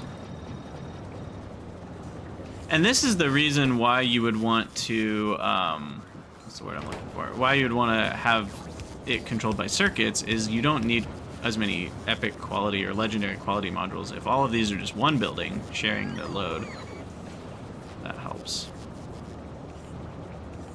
Okay, so this will recycle the ingredients if we have them.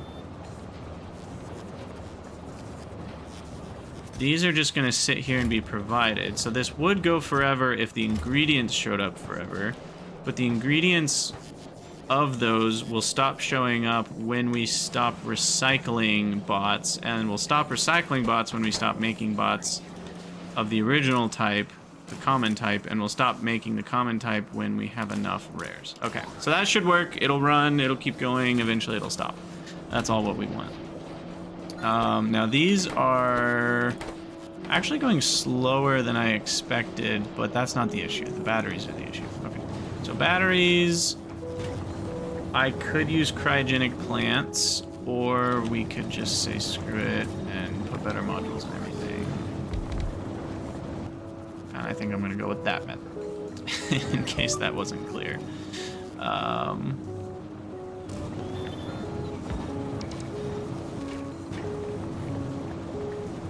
And we'll bulkify these because why not?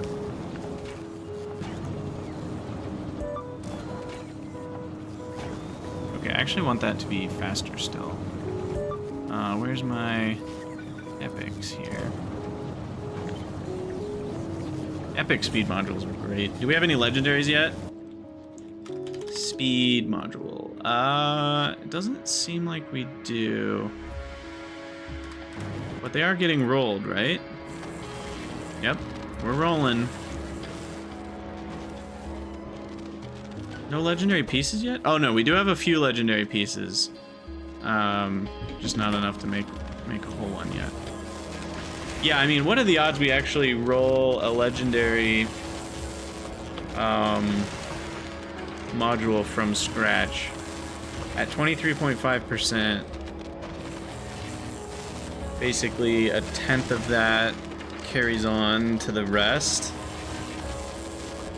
So it's, but then it eventually becomes 0.1, so it's like 1/1000th of this. Is that right?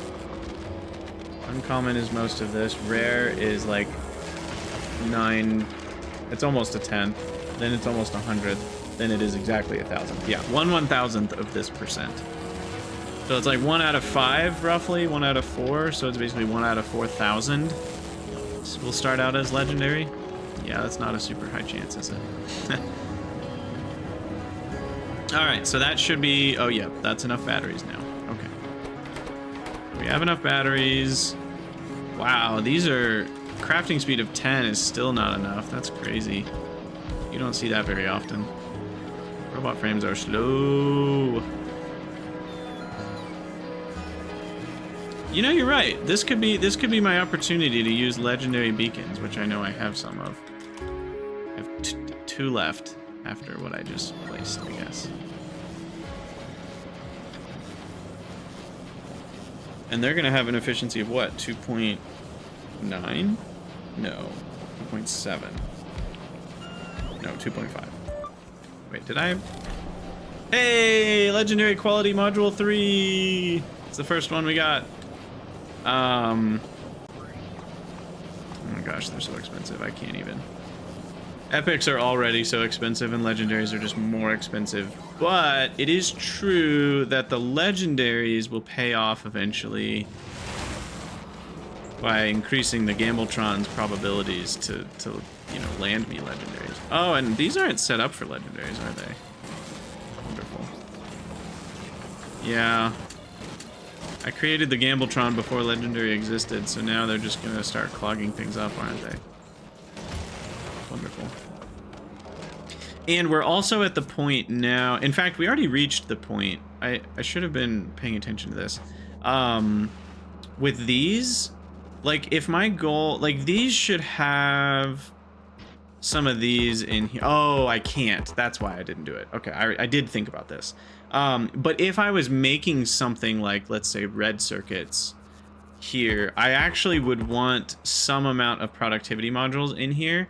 The amount of productivity modules differs based on what quality you're at. If you're dealing with epics, I think you want like 2 or 3 of the 5 to be prod. And that's for everything that isn't your final step. Because you end up making so many more to be recycled, that actually is worth that'll get you more of the higher quality bits than making higher quality products. It's weird, but that's how it works. Anyway, why is this not running? Oh, biter eggs aren't running. Yeah, that sort of makes sense. No, it totally makes sense because I haven't recaptured the biters. Let's work on that. So rocket turrets. There's so many little things. Rocket turrets. It would be nice if I could place this in such a way where I could hit like all the nests. I don't think that's quite... What? Depends on if you need to overlap just some of it or the center of it, because this is overlapping some of every net. It's really hard to see over the logistics network, but I think that one right there is pretty good. And then we'll request, and we'll do power over here.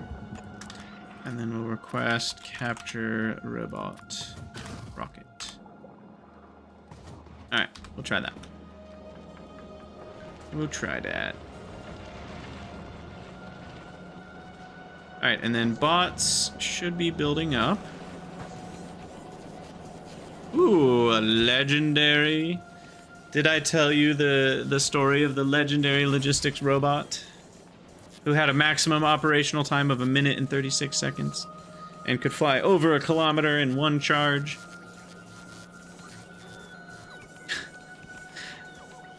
The minimum operational time is only 16 seconds. That's how, because the faster they fly, the more they use up juice. Like, it is a miles per gallon type situation, not a miles per, or gallons per minute situation.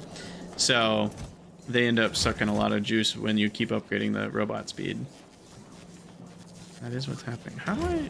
Oh, I guess I probably have more than 25. It's just some of them are... Yeah, I have 64. Okay. Okay. Cool. So why don't I load into the Synthus some bots. Construction bot. Rare. Let's go with 100. And logistic robot rare. 100. And I'll also request logistic robot epic 50. Yeah. Rayclaw, the point is that they can fly further before they need to go charge, which on most planets is a fairly minor bonus. It is a bonus because, you know, let's say you're a bot flying from point A right here. Point A. How do you copy this again? There. To point B.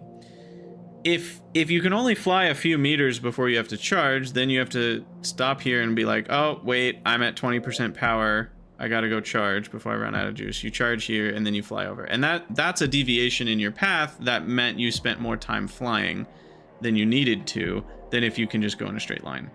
So, obviously, having a bigger battery means you can fly in a straight line all the way to where you're going, and then you're done, and then you go charge. Now you haven't wasted any time. The problem is that on Aquilo, or not the problem, but furthermore, on Aquilo, bots use power 5 times faster, so they run out of charge like immediately, without having a bigger battery. And better quality bots have bigger batteries. Yes, that is true, Crazy Mage. You do end up having the issue of roboports not charging very fast. But that still is technically, like, that makes bot throughput lower in total since they spend more time charging at roboports. But it's gonna prevent the issue we're having right now where they can't even fly to here, drop off the pack, and then fly home without getting in trouble. So it will be nice to have better bots here to provide stuff. But yeah, fusion reactors finished. Now what? I guess we'll just keep researching all of the things we've unlocked. So why don't I do... I can make my own biter egg spawners now. I would just have to bring fluoroketones in barrels, and then the rest is easy. I could do my own portable fusion reactors. But we'll start researching the Promethium Science Pack. Oh boy. So, we're gonna need Promethium chunks, quantum processors, and biter eggs. And that's only crafted in space. So we're gonna send up fresh biter eggs, and then you're immediately on a 30-minute timer to make the packs. Interesting. We'll figure out that in a minute. First, I want to make quality roboports, and we're just gonna make them the boring way that we've already been doing, which is not as efficient. Parameterize that to roboport.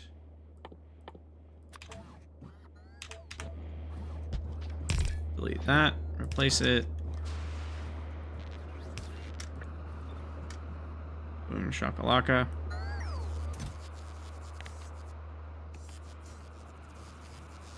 And we'll just do that. That'll get us some uncommons. Quality. Do I have any legendaries yet? Oh, right. Yeah, my Gambletron for quality modules is all janked because it's only outputting epics. So we actually have some legendaries, but they're stuck in this chest. There's 2. Okay, we have 2 legendaries so far.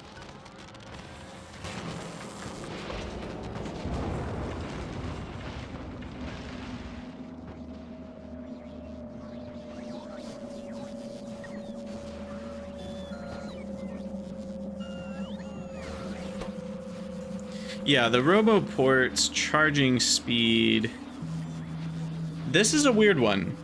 It's also, I bet a lot of people presume that if you have rare RoboPorts with rare robots, everything works the same.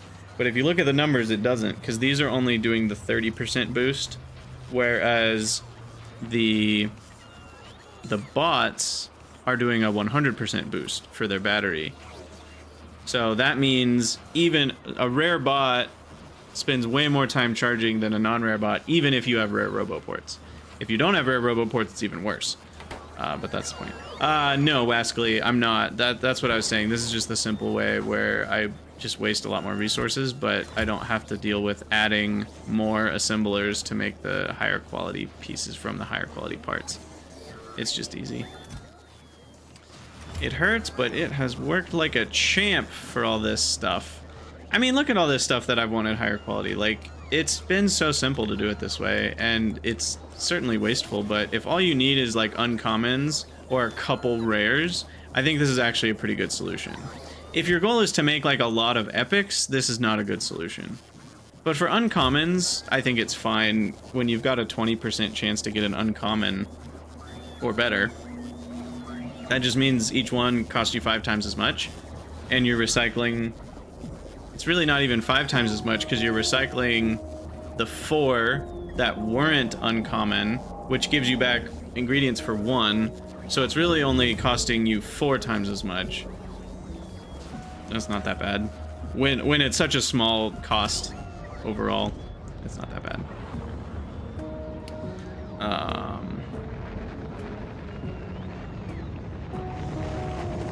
Anyways, we need uncommon RoboPorts requested. And rare RoboPorts requested.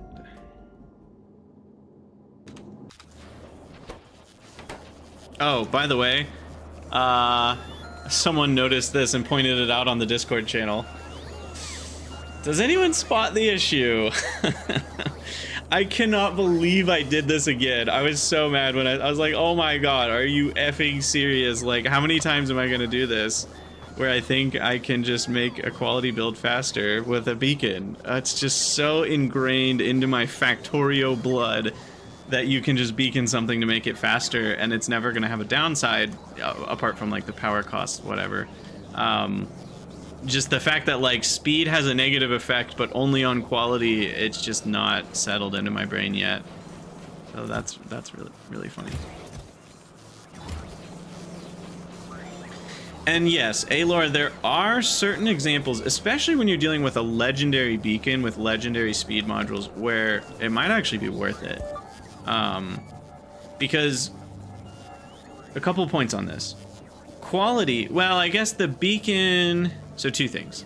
Thing one is that better speed modules do not have a bigger quality hit. So you're getting a pretty massive boost, right? 125% for only losing 2.5% quality.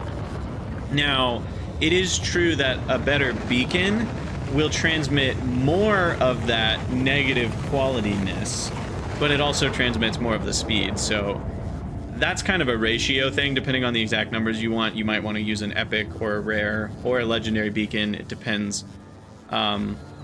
You know, you might want to use like 2 of the legendary speed 3s, but you don't want the full negative 10 point whatever percent, negative 12.5% that you'd get. Maybe you only want like negative 10% quality, so then you use like a rare.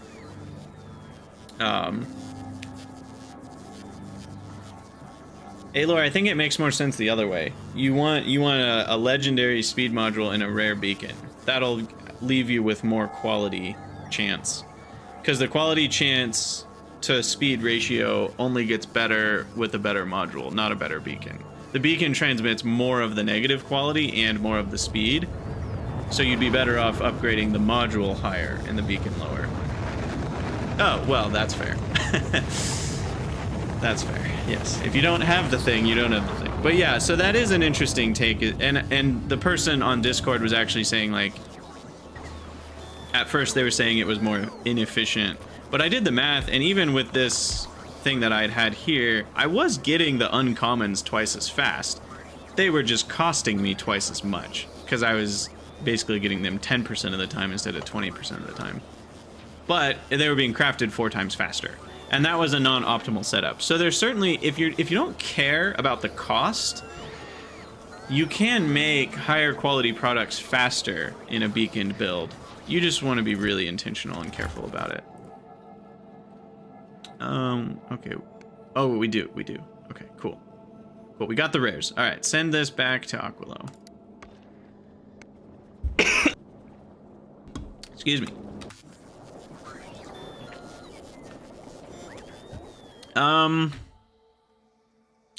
By the way, how do I win? Don't tell me. I'm not actually asking. This is me searching. Like I think you just you just fly to the solar system edge. Yeah, the end, or rather, a new beginning. Building a space platform capable of surviving this far beyond the relative safety of the crash landing site proves your capability to travel anywhere else in the great depths of interstellar space beyond.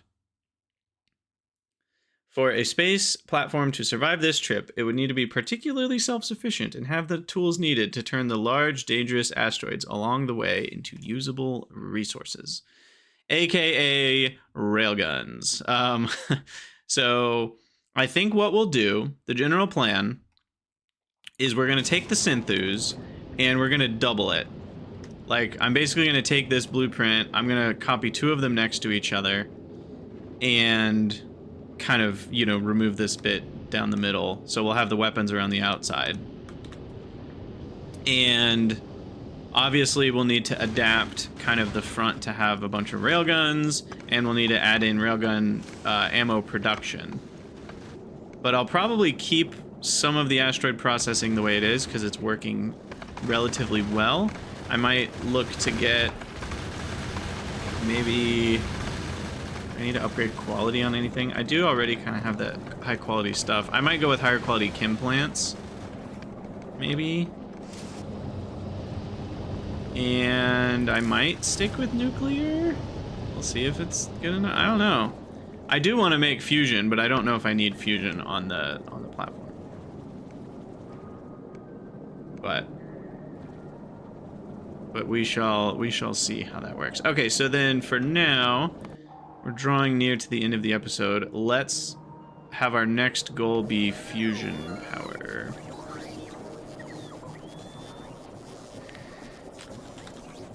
How do we build these things?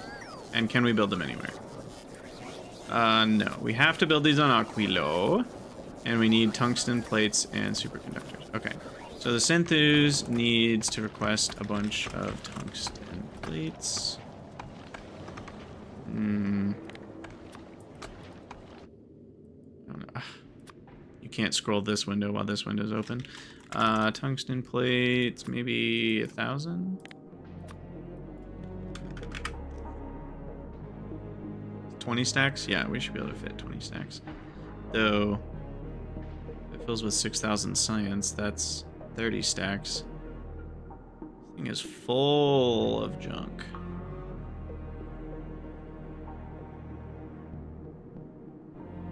But that's still fine. We have like 70 stacks open.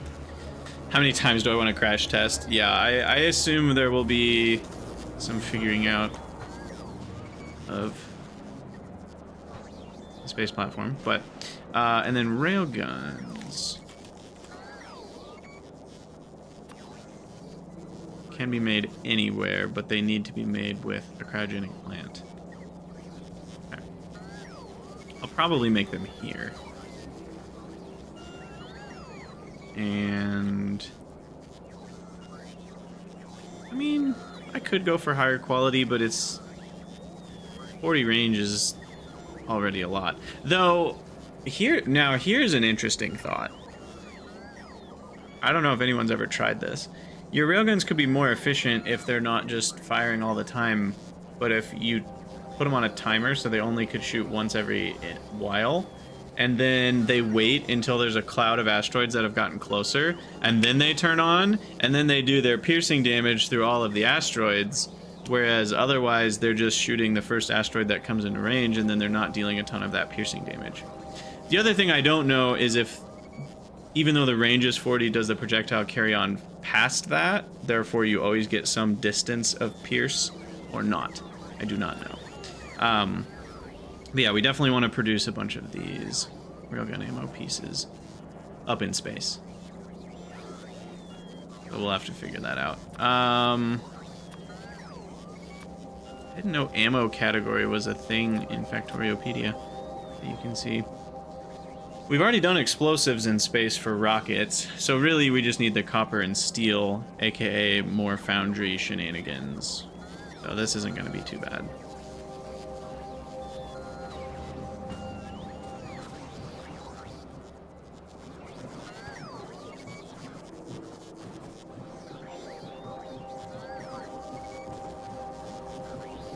Okay, so Synthers is here. Let's drop down. What was I gonna drop down? Oh yeah, the bots. The roboports and logistics bots and construction bots. And then we need to get rid of the crappy bots. So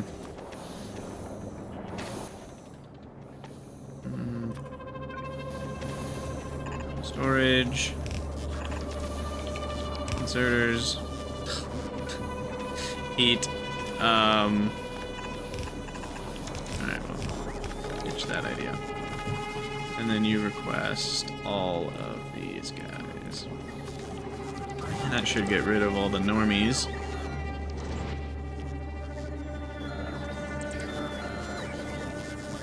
Wait. Before we get rid of all the normies, we need to have these requested too. Uh-oh. Did I screw things up? Can the last bot put itself in the in the thing that's requested it and then be removed? Or will this figure itself out? I think we might be okay. I might need to rotate that for a minute. And then make these the uncommons, just help things out a little bit.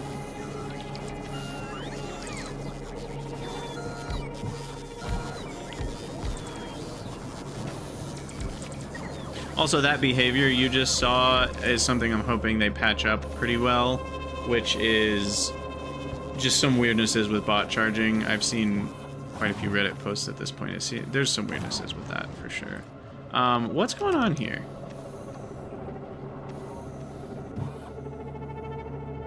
Anybody know? These are requested. These definitely have robots, and they're not getting delivered.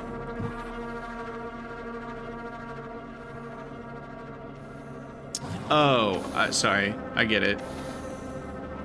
You guys are probably hitting enter right as I understood. It needs to be like this. They need to be put into the network. Not... Because that's only requesting active bots that will show up. It won't actually request item bots that then become real bots. These are fake bots that we're talking about here. I'm a real bot. Yeah, the bots just want to be real. And this is how a bot is made real. There we go. So then we can turn this back on. That's going to put all the rares into the system. And then this is going to request the normies that are active, which will then be deactivated by doing that. You can put the request in the top slot. Oh, like you can do with an inventory. Right. And that's like a manual delivery. I always forget about that. That's a remote view thing that you can do.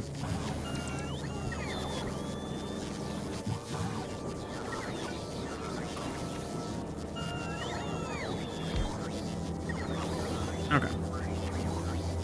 So now this should have the effect of getting rid of all the non-rare bots.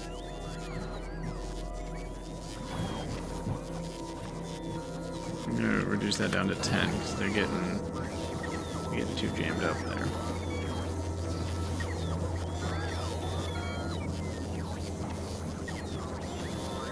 Kind of mesmerizing though. All right, sweet. Okay, that's working. We need to make, let's see, wait, back to fusion stuff. To make fusion stuff, we have to make it on Aquilo. We need tungsten. I need to make the quantum processors. Those need all the pieces, the 3 planet things, and then stuff we already have. So that's pretty easy. With the synthus. The synthus has already got carbide, fiber. Okay, cool. Then I would like to figure out.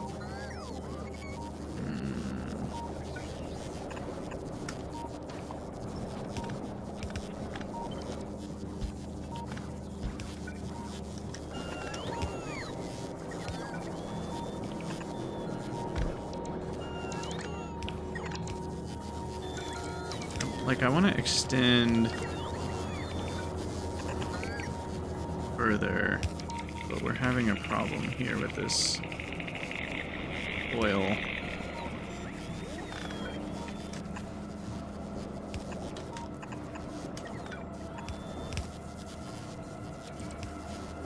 I'm trying to figure out the best way to fix that problem.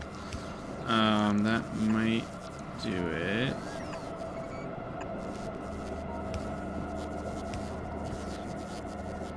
There we go. Did that depower anything? I don't think so.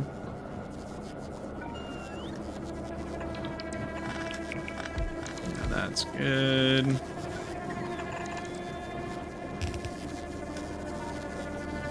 Let's see, I can do this.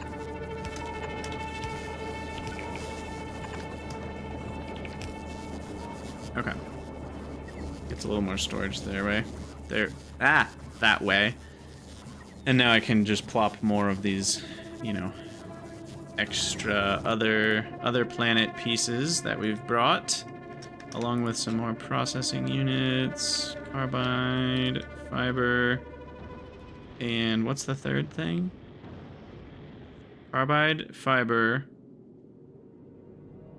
What's the other planet? Vulcanus, Gleba, Fulgora. Superconductors. There we go. And rocket fuel. Okay. So we'll send this back to Nauvis. And then, yeah, I think this is probably a good place to wrap up the episode. Wow, there's just so much to do now. We gotta do fusion power, and we gotta get railguns, and we gotta build a whole new space platform. So we'll be starting that in the next episode. We're kind of on the road to the end of the edge of the space system.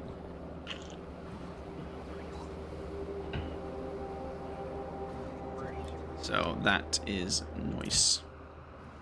Okay, we got plenty of uncommons now. Sweet. Okay, well, we will call that an episode. This is the legendary episode, of course. And yeah, I'm excited to see kind of what we can do with the spaceship, space station, kind of both in the next episode. But for those of you from the future, as always, thank you for watching. Let me know what you think down in the comments, and I'll see you all in the next episode.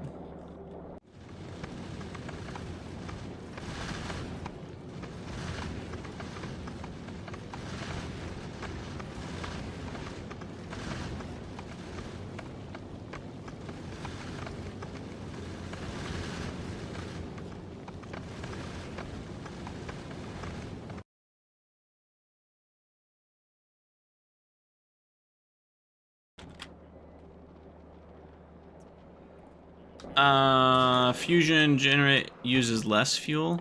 Well, that's the same as fission, to be fair. That's how fission already works. Or do you mean it both makes more power and actually uses less fuel per second to make that more power? If it's both of those things at the same time, that is different than fusion then.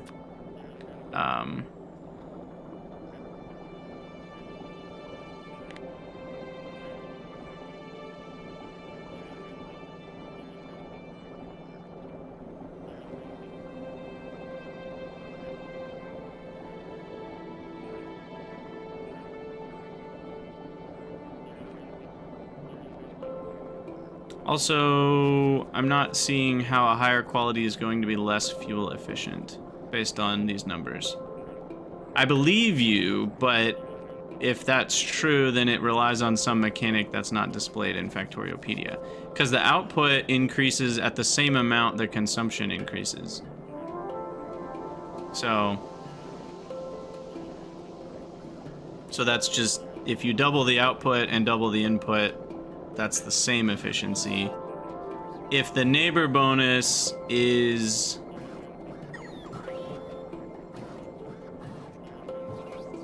the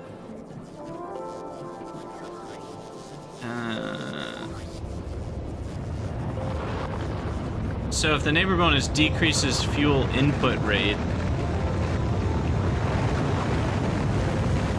then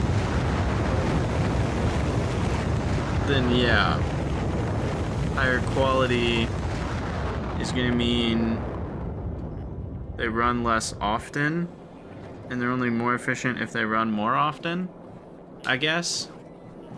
So yeah,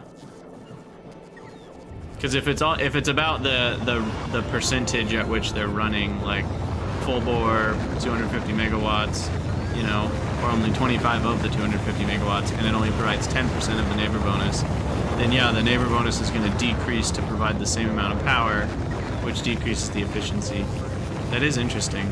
Obviously, it massively increases, though, the maximum, you know, power output.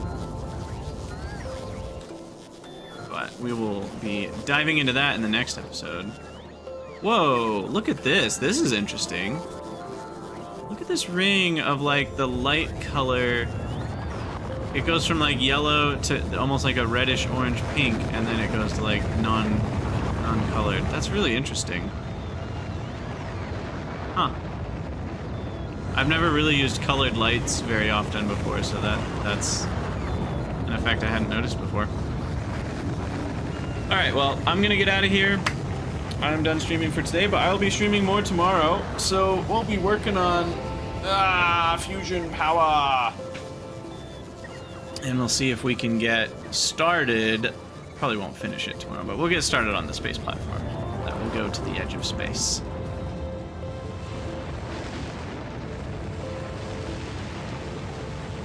This has been great. I like Space Age. I think it is pretty flipping great.